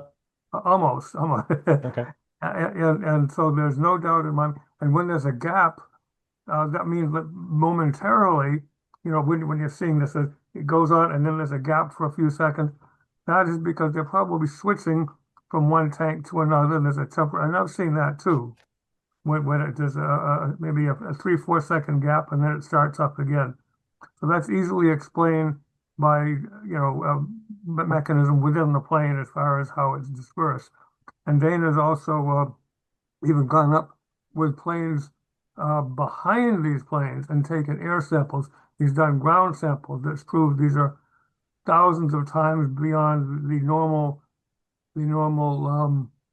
ambient temperature, or not temperature, but the concentration that one would expect. So that's the beginning, and I'll let you answer from that.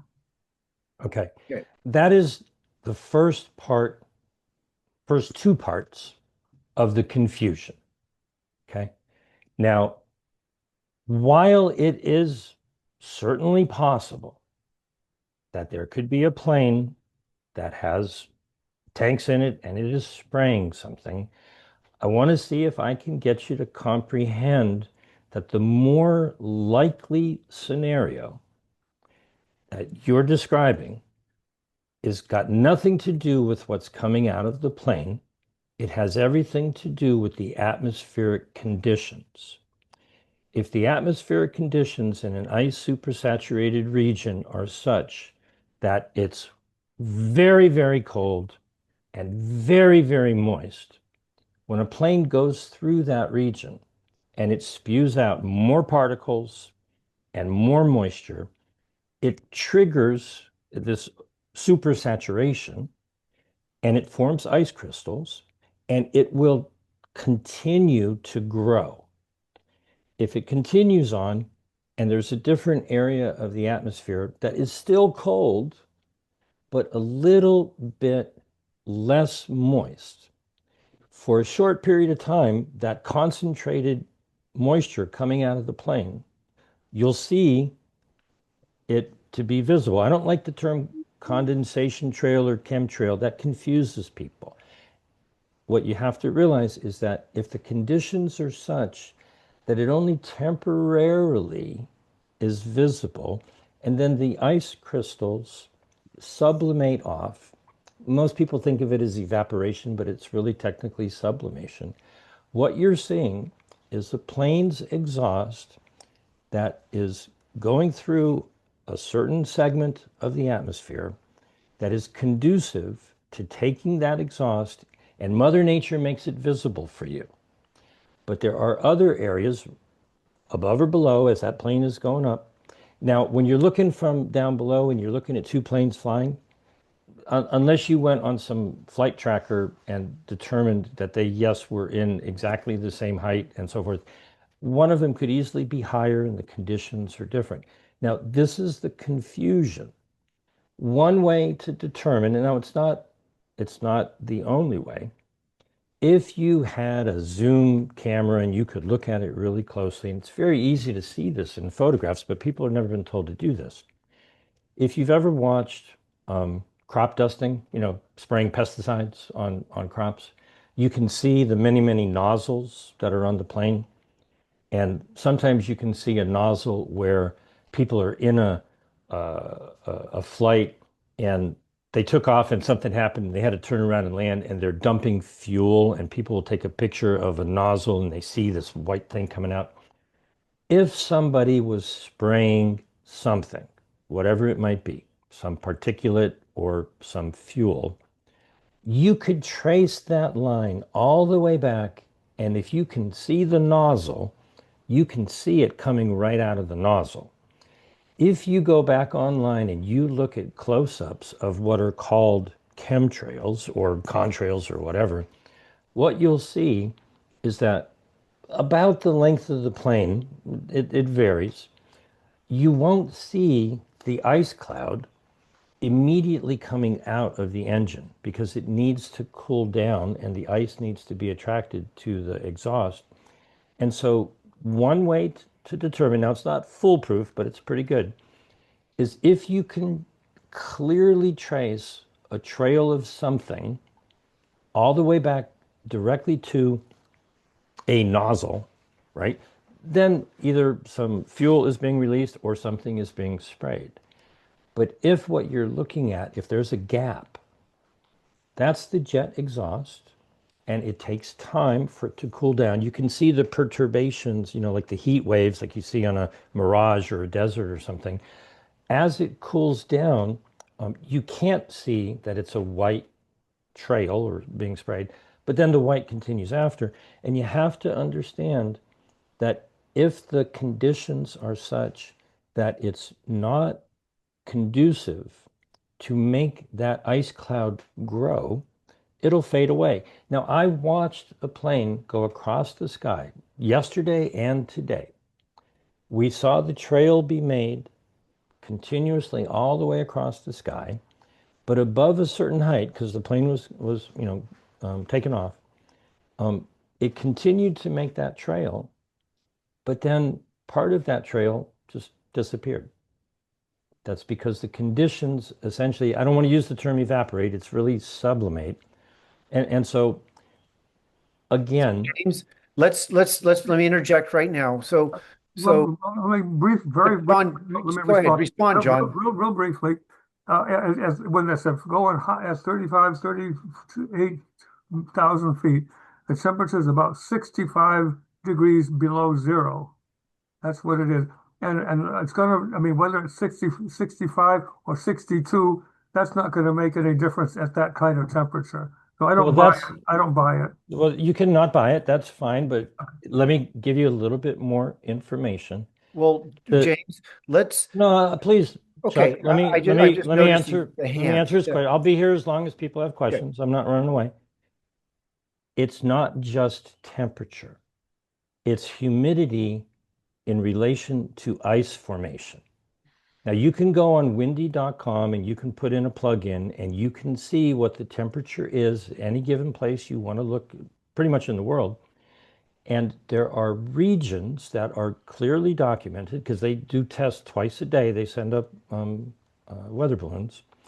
It's not about the height because the stratosphere and the tropopause and the top of the troposphere, it's different at different latitudes. Up in the north, it's lower. Around the equator, it's much higher. So just saying it's a certain temperature at a certain height is only a piece of the puzzle.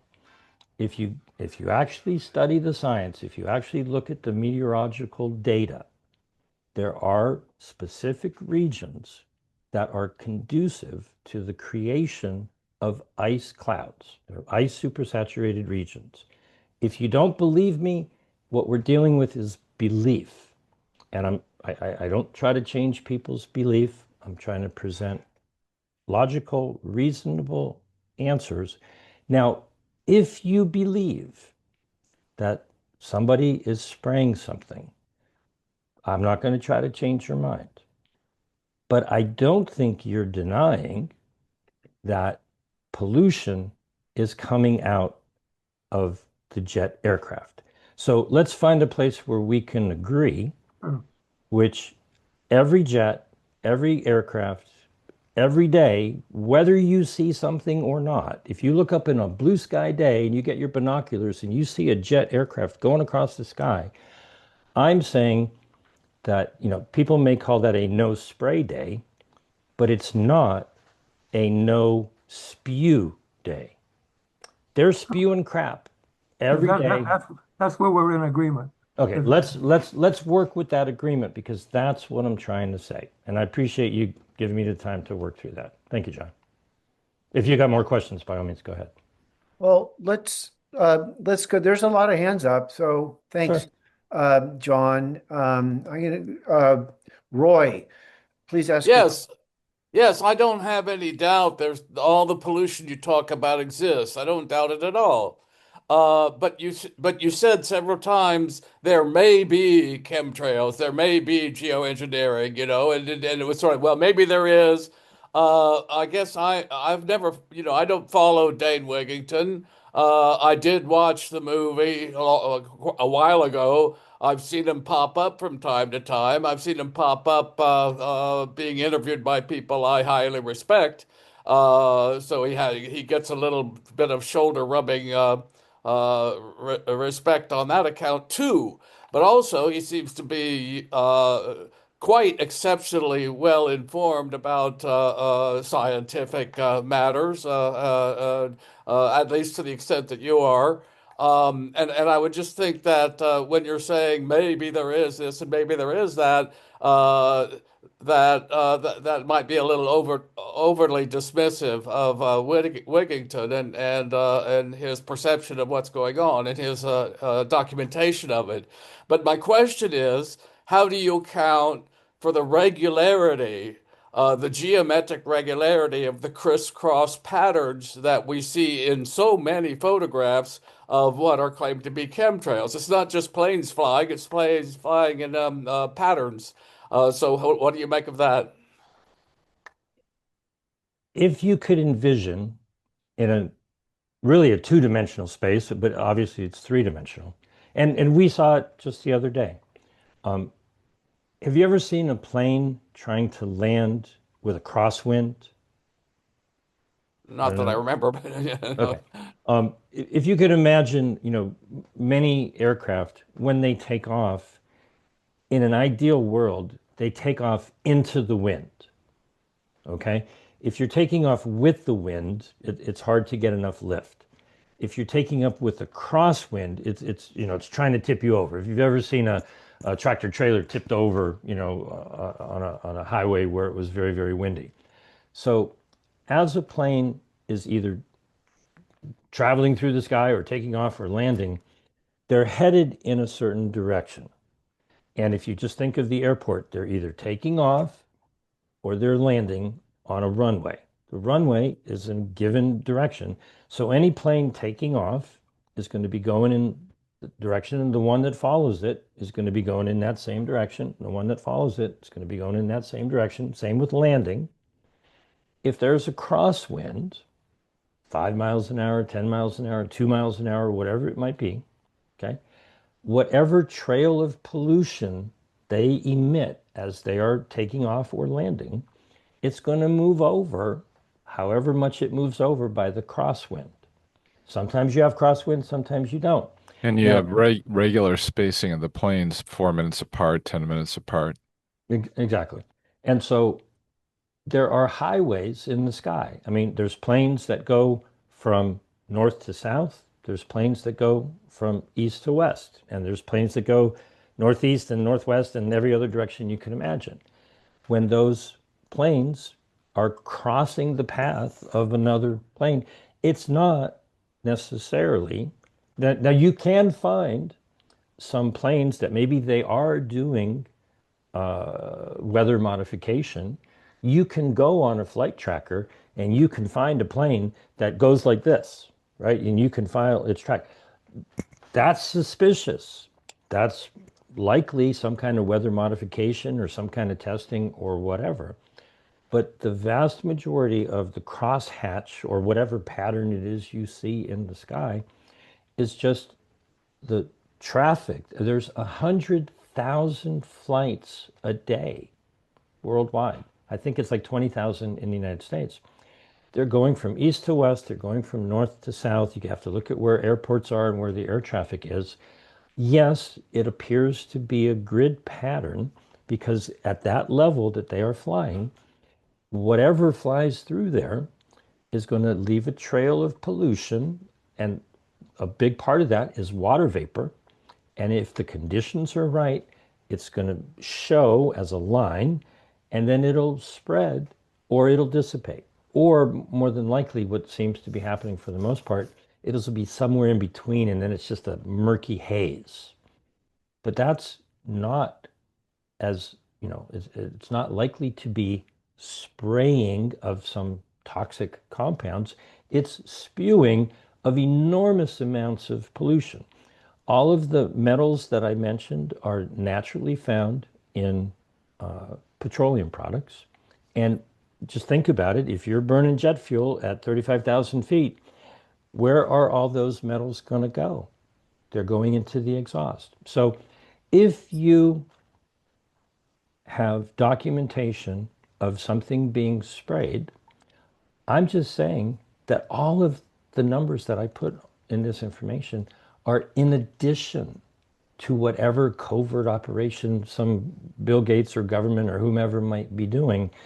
And for the most part, I don't want to say this conclusively because I'm sure somebody else is, but for the most part, nobody's talking about this.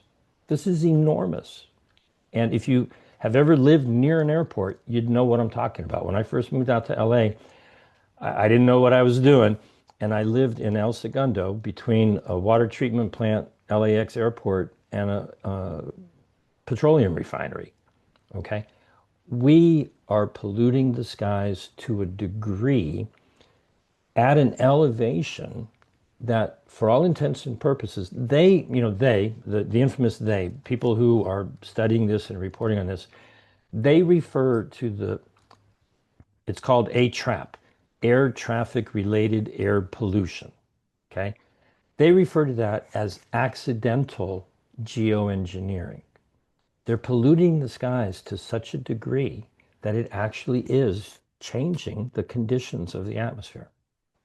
And Roy, my phone number is on my website, and I invite anybody to give me a call. I mean, we can, get through the questions here. I'm happy to have this conversation anytime, any day. Give me a call. Okay, thank you. Let's go to Susan. Yeah, I think we can all agree that as we become more and more technologically so-called advanced, we're using more and more chemicals and causing environmental pollution, whether it be in the air, the water, the soil, our food, etc. And that's always a push-pull in our society because we like our conveniences. And the corporations who have provided the conveniences like their profits. And we can trace that kind of pattern going back to when coal was a major, fuel. And nobody wanted to speak out against coal for a long time till it became undeniable. Leaded gasoline in cars. Nobody wanted to speak out against that until it became more and more undeniable and regulations started clamping down on leaded gasoline. So I'm thinking in terms of solution. I have no doubt that what you say is true. I'm old. I remember when the sun looked yellow and kids drew yellow suns. Now it's I white. must be old as well. Yeah, and now it's white. I remember studying clouds in the 50s and early 60s. What kind of cloud patterns there are. Clouds don't look the same anymore. Nothing looks the same in the sky anymore. So there's no doubt in my mind that there's a seed of truth in what you say. And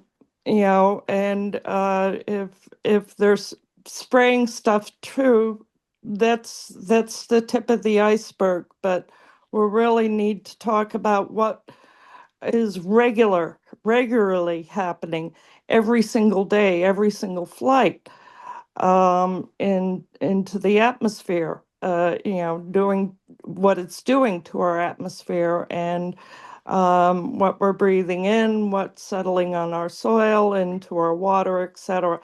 So the solution, that's what I want to look at.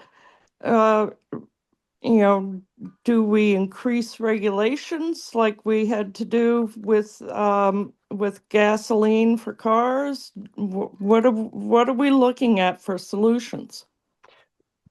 If you're good, should I chime in? Yes, please. Okay. One of the articles that I recently published, and Chuck, if we have time, I'm just going to give a little bit of a story behind it because for me it was very, very interesting. There is currently a public comment period with the FAA about their draft proposal about transitioning over God knows how many years away from leaded aviation gas. Now, that's not jet fuel, that's smaller aircraft, okay? And so, I was researching all of this stuff, and I found on the Federal Register, there was an announcement on January 12th that, public comment, everybody can give their 2 cents, okay? I didn't find out about it until maybe 2 weeks later. I went to the Federal Register, I clicked on the link to give a public comment, and it didn't go where it was supposed to go. So I wrote to the people that were supposedly the contacts for that, and they'd made a mistake. Right? Okay. And so I said, hey, are you going to extend the period? Right? I had ultimately found the proper link. And so the deadline for people to comment is March 13th, which is what, 2 or 3 weeks away or so. And so, this is how this game is played. It's like, oh, well, y'all can comment and, we're going to go do what we're going to do. But they make it really hard. And now I'm pretty sure nobody here got the memo from the FAA that you've got, time to comment. And so that's part of it. My understanding is that there's a group that is working on a petition for rulemaking to demand that the sulfur in jet fuel gradually be eliminated, because that's one of the more poisonous aspect of it, sulfuric acid, sulfur dioxide. But the point I'm making is, if you don't identify the problem, you're never going to fix it. Now, one of the aspects that's happened since I was a child, I was born in 1960. So I remember yellow sun and blue skies. I drew pictures as a kid. The number of flights have exploded, maybe not exponentially, but certainly geometrically. I mean, there's a lot more air travel, but there's also an awful lot more rockets. And this is the point that I think it was the I grew up in the Air Force, so I know exactly what you're talking about. Okay. Yeah. Yeah. And they're talking about exponentially more. And so when you think about the size of the solid rocket boosters on the space shuttle, and now the Artemis Space Launch System, and that doesn't just go and fly at 35,000 feet. That goes, I'll just say, sky high, okay? And that mess that they are creating just settles all over the earth. If you see silver skies that are blocking the sun, I think a large portion of it is the aluminum from all of the rockets with NASA. I don't want to cut SpaceX and Bezos and them much slack, but they're using more standard like kerosene and methane, and they're putting particulate matter up there. But the aluminum from all of the military rockets, the NASA sounding rockets, people are not even thinking about that. How many rockets went back and forth in Israel and Gaza and Iran and Yemen? Okay, how many rockets went back and forth in the Ukraine and Russia and North Korea and everything else you can imagine? People are not thinking about that. They're pointing fingers at a mysterious, nebulous problem, and they're not pointing at the thing that I see as being abundantly obvious. And I'm just trying to raise awareness of something that I think is incredibly obvious. The solution is not going to be easy, but you can't fix any problem if you're treating the wrong problem. Thank Let's go to you. Tom. Tom, you're on, baby. Rock and roll. You're muted, Tom. Mute, Tom. Well, yeah, did you ask me to unmute? That's what confused me. But yeah, so anyhow, thank you. Yeah, and yeah, this is my second presentation like Chuck. So, and actually the third one, because in another meeting we had a pilot that went on for it was long. It was 3 hours because the audience was very angry, and there were actual research scientists there.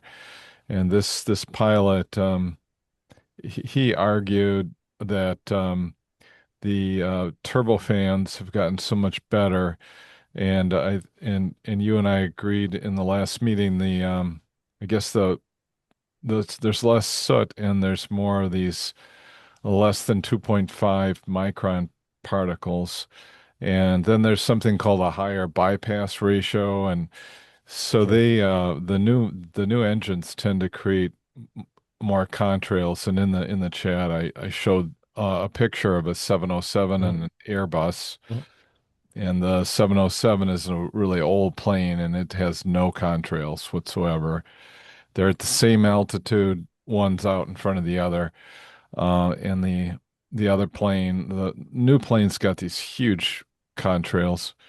So there's that, and then so I had to argue with AI because it didn't want to go with a particle count.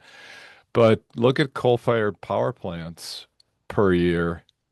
It's 10 to the it's a 100 couple of times. it's a couple of orders of magnitude larger, absolutely. Yeah. The issue is that those are at a significantly lower elevation, and the dynamics of the tropopause are such that it doesn't get into the stratosphere. Now, that's horrible for human health, no doubt about it.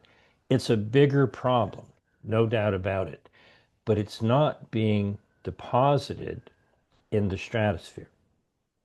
And that's what all geoengineers are talking about wanting to do. Yes, I mean, when I first came to LA, I drove up to a high point and overlooked the city 30 years ago. And I was like, what is that layer of brown crap, that's floating in the sky? So, yes, it's absolutely a pollutant, no doubt about it.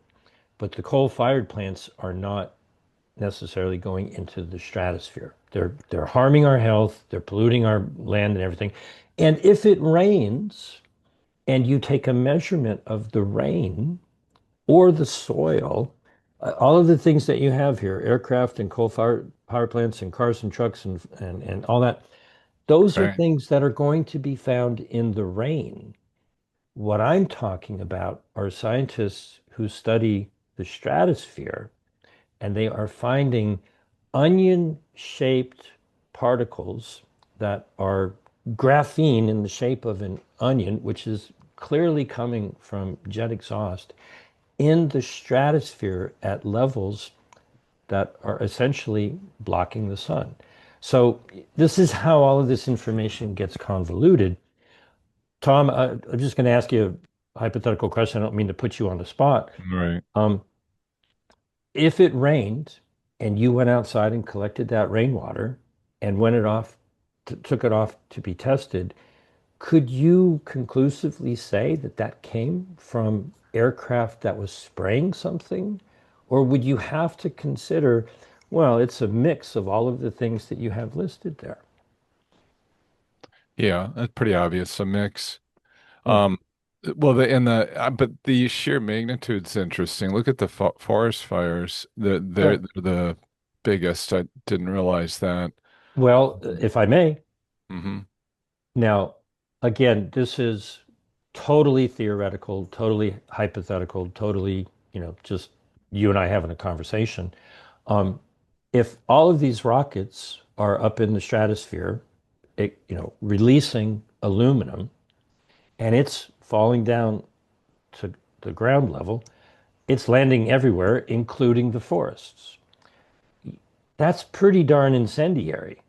Now, arguably, any forest fire is going to put up an enormous amount of pollutants, but that begs the very same question. Now, you've got 3 orders of magnitude greater than commercial aircraft.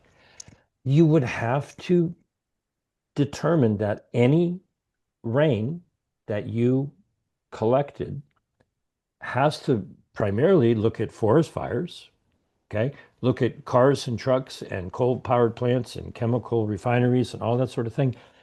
Honestly, it's far more likely that whatever you caught in the rain, I'm going to ask you to send me this because this is actually very important. Thank you for doing this. Sure. These toxins, pollutants, would be found in any rain sample. There's no way to determine, oh, that plane went overhead and it rained tomorrow and I caught the rain, so all of this is attributed to that airplane. Oh, so you're alluding to maybe some of the Wigington analysis? No, I'm Or- really not. Now, Okay. if you watch what they did, you realize that they were just taking a strata of airplane exhaust. And so if you really watch what they did very closely, they actually measured the air pollution coming out of airplanes. And if you watch it again and you watch it very, very closely, the pollutants that are in the jet fuel were tested and found, to have all these particulates in it. It's actually evidence of what I'm saying. And so, but what you just did, I had not yet done, and by all means, send me that. I'm sure I could maybe try to recreate it. Right. But your point is spectacular because if you're catching rain and finding pollution in it, you have to go, well, orders of magnitude, it's probably coming from forest fires and Chinese coal-fired power plants and everything else under the sun. That's a problem. And thank you, because I'm trying to get people to pay attention to that problem. We are breathing that Yeah. right And now. then Yeah. just a quick comment. So the pilot also he showed us an open diagram of, I think it was a 737, which he flew a lot. He's retired, and he basically said there's no room in this. And I'm trying to be agnostic about it. I'm not, but anyhow, no room to put any special spraying equipment or nozzles. It's just, and he went over all the luggage compartments and so forth, so on. And then the other thing he brought up was they use these old analog diagrams. They're like practically slide rule level. There's still some pilots that use these old diagrams, and he had pressure, altitude, and humidity and dew points. So it's this all the right combination of all those things is required in order to create the contrail, which is consistent with what you're saying before. And then could it be military planes, right?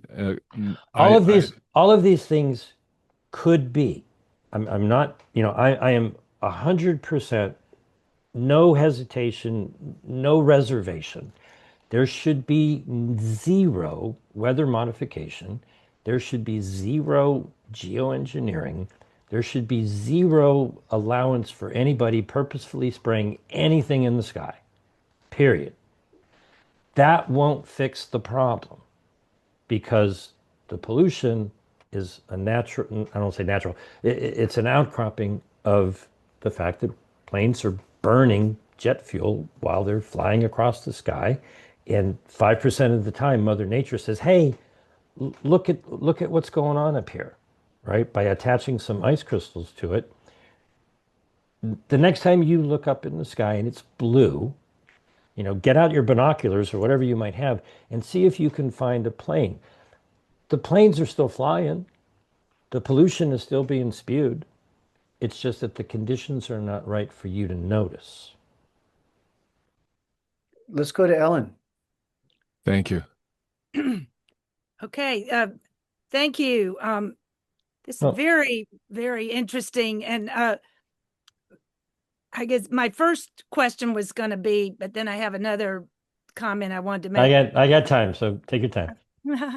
I thought about aluminum going back to when I was in college studying psychology and schizophrenia. The only thing I remember is they said it has something to do with iron in the brain. And I think, iron in the brain has been a real issue for a long time. Have you ever heard that too about aluminum or You know, you're sending a chill down my spine. Let me just make sure I heard you clearly and everybody else did. You started talking about aluminum, but you said that you learned, correct me if I'm misquoting you, that you learned that iron in the brain leads to schizophrenia or other mental problems. Okay. Mhm. One of the things I came across, and it was in the list, you can see it on Project Inhumanity. I was watching, somebody randomly out of the blue sent me a video, and I was watching a video by Dr. Anna Mahalcia. And I was actually working on my house and I was listening to it. And she was talking about how they had actually, I don't know if it was her or she was talking about research that she was looking at. They had found magnetite in people's bodies, nanoparticulate magnetite. And I was like, oh, that's interesting. I hadn't really thought about that. So I went looking, and sure enough, quite a lot of magnetite is found in jet engine exhaust. The wear and tear on the engines, the iron oxides, it's a form of iron oxide, are spewing out from the jet engines. But then I looked a little deeper, and the biggest source is actually the wear and tear on automobile and truck braking systems. The rubbing of the pads or shoes on the cylinders and the brakes. Anybody who lives near any kind of roadway with any kind of traffic are probably breathing in microscopic particulate magnetite. Now, it's obviously by the name, it's magnetic iron. You think that might be a problem? Wow. What if what you said, now I don't want to overstate this. I 3 or 4, well, maybe even 5 years ago, I met a woman over the phone in Florida, and she's like, "Oh, you've got to read my book about the harmful effects of too much iron in the system." And so, yeah, people can be anemic, but too much iron, and certainly iron particulate in the body, if what you were alluding to is correct, and I don't have any reason to say that it might not be, are there any doctors who have the skill and the technology to even consider checking people for magnetite in their system? Okay, they get diagnosed with something, they get some drug, and the real source of the problem is essentially invisible because it's so darn small. Keep going, Ellen. Yeah, right. And You had another kind of question in mind? Yeah, somebody commented in the chat about, people having metals stick to them. Maybe, I don't know. Yeah. oh, that's right. Yeah, that it's just interesting. Also, actually, my mother had iron overload disorder, hemochromatosis. So If people give blood to reduce it, yeah. Yeah, that's kind of common. But let me raise an issue, and thank you for expanding my thoughts about this. I hadn't really connected iron to mental issues, but if you just stop and think about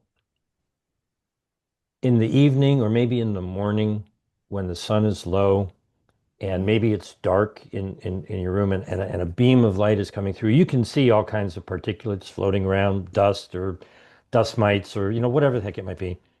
And maybe if there's a microparticulate or a nanoparticulate, if a ray of light or a photon of light hits it and bounces off, you might see the light that's bouncing off of these particles. You see that as a haze in the horizon. Even on a blue day, if you look at the horizon, you'll see this white haze. And I forget who it was who said, "Hey, how come the sun isn't yellow anymore? How come it's white?" Okay. Well, that's because the full spectrum light from the sun is coming through essentially a type of filter. Now, not something that is a cleaning filter, but if there's all of this particulate in the sky and it's being hit by light, and then reflecting, and you see it through this haze. It's my view that that's what's changing the color, but it's also changing the spectrum of light that we are receiving. And so, is it blocking aspects of full spectrum sunlight that we need?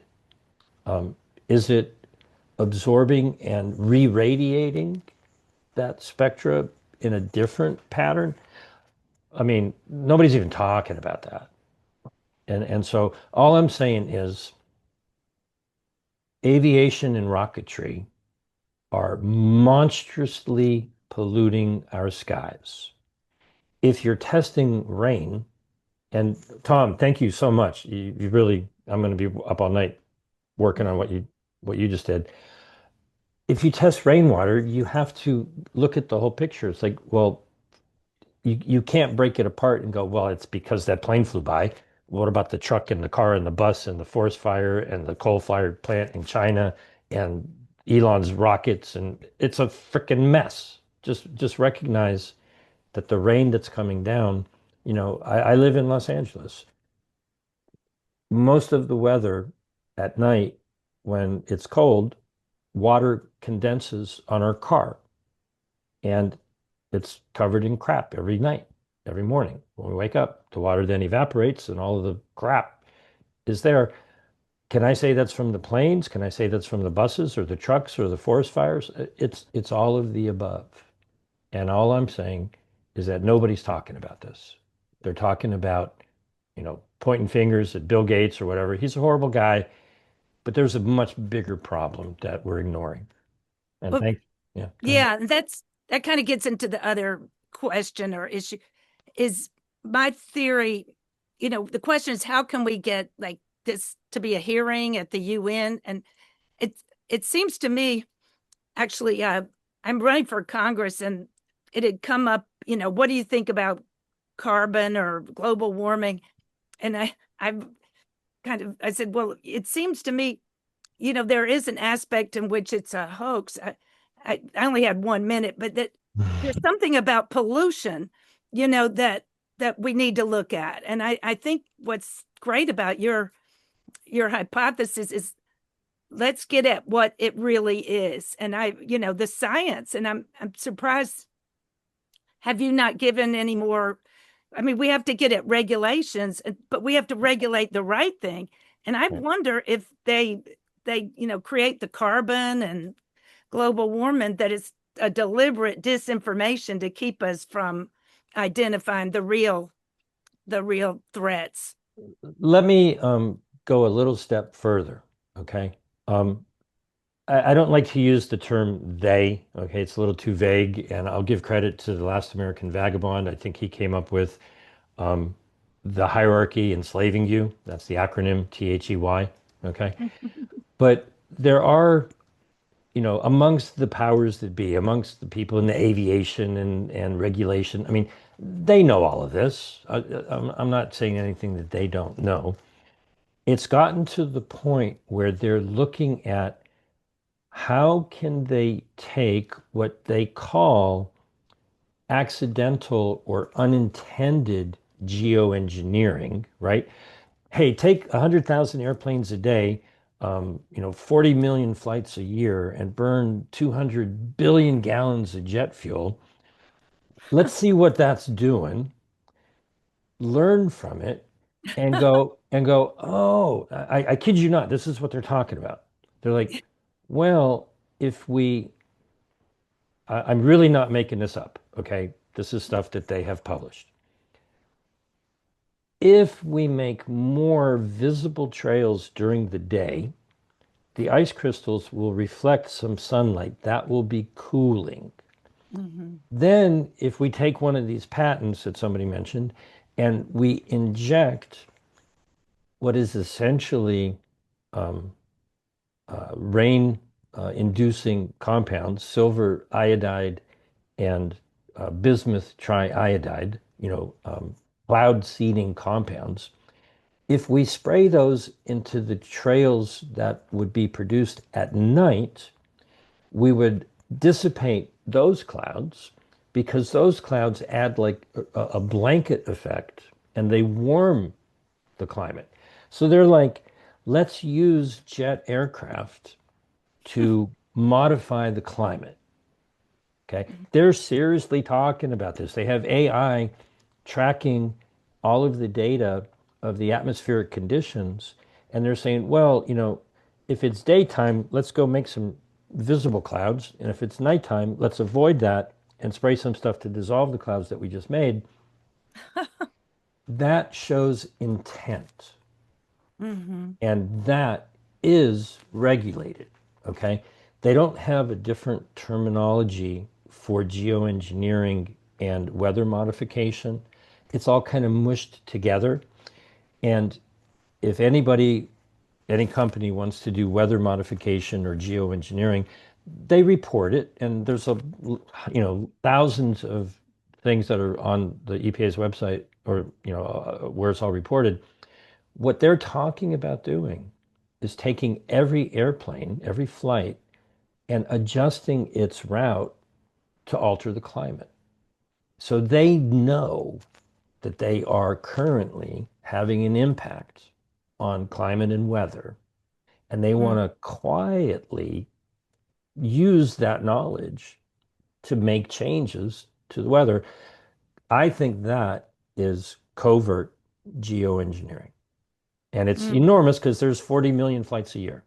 Now, they're not necessarily doing that. They're testing, they're trying. AI is not as smart as they need it to be, so it's not really working too well. But, give them a little bit of time and it'll figure out how to do it. And if they figure out how to avoid making visible ice clouds, everybody's going to go, oh, problem solved. No problem, right? They did it, they must have got scared. They stopped spraying. And it's just going to get worse because air traffic is just going to increase and increase and increase.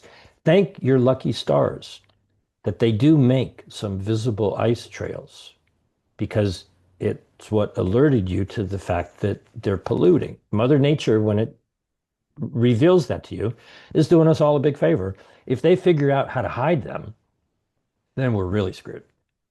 Okay, so Tom has posted materials from Jim Lee, who argues that the stuff we see in the sky is the consequence of the fuel burning and releasing metals. And one question I have is, since airplanes, jet planes are burning kerosene, which is a compound of hydrogen and carbons and sulfurs and these other elements that you've described, aluminum is not one of them. Well, to a degree it is. No. If you looked at kerosene, there's no aluminum. There's no elemental aluminum in the kerosene compound. It's going to be C. No, okay. I understand, Chuck. Let me try to answer. You're correct in the hydrocarbon molecule that you're talking about. But in the distillation process, in a refinery, it's not so simple. Okay. And so it's an upcoming article that I have not yet published. I'll get moving on it and I'll get it out there.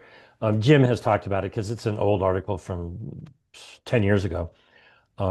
They literally have studied what comes out of jet aircraft.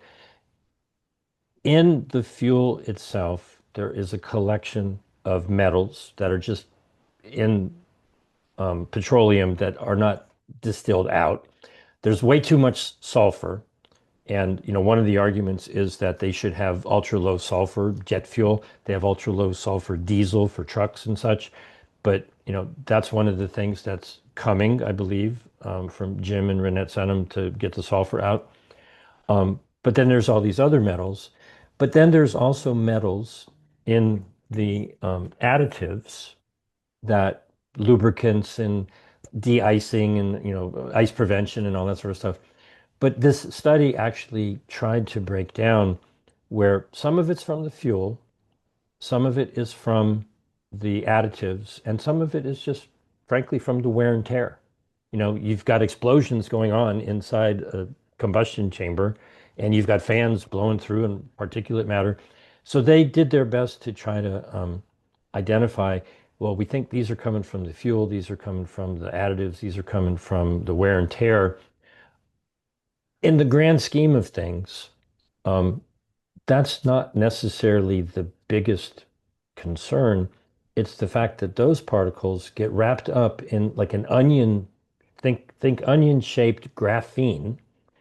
The soot and those metals and sulfur all combine into these particulates, and that is exhaust that's invisible, but it tends to attract water, and given certain conditions, you can see the pollution.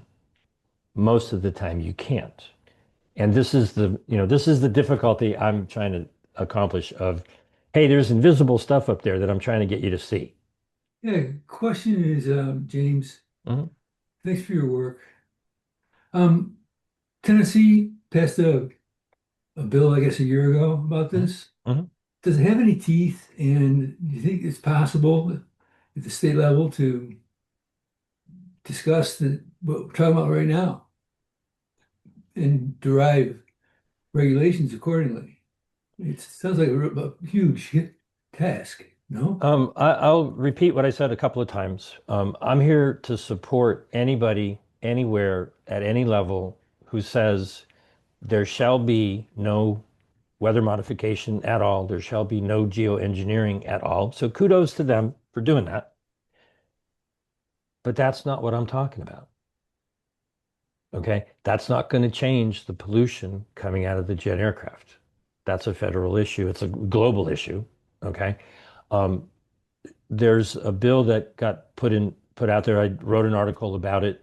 And it's, the wording on this bill will make your brain freeze up. Okay. But in one of my recent articles on Substack, there's a federal piece of legislation to ban this, but man, the wording is tough. Yes, we should ban all weather modification. We should ban all geoengineering, but that always comes with language that says if it's being done with intent. Well, when a private jet goes up to 47,000 feet to get from A to B, the intent was to get from A to B. If what they spewed up there had some geoengineering properties, and when they went through the clouds, if it altered the weather patterns a little bit, well, that wasn't their intent. So they get away with, creating some weather modification and some geoengineering. And it doesn't sound like much until you realize that there's 100,000 flights a day. And they're starting to get smart enough and enough data to be able to alter the direction of those flights to actually have an impact one way or the other. And they're messing with things that they don't know what they're messing with, and they shouldn't be allowed to do so. But that doesn't, I'm not saying this is an easy problem to solve, but I'm saying that we're never going to solve it if we're pointing at the wrong problem. And Matt, do you have a further question? Sort of a follow-up. I mean, a lot of this does depend on fuel resources, where they come from, which speaks to engineering behind the burning of the fuel.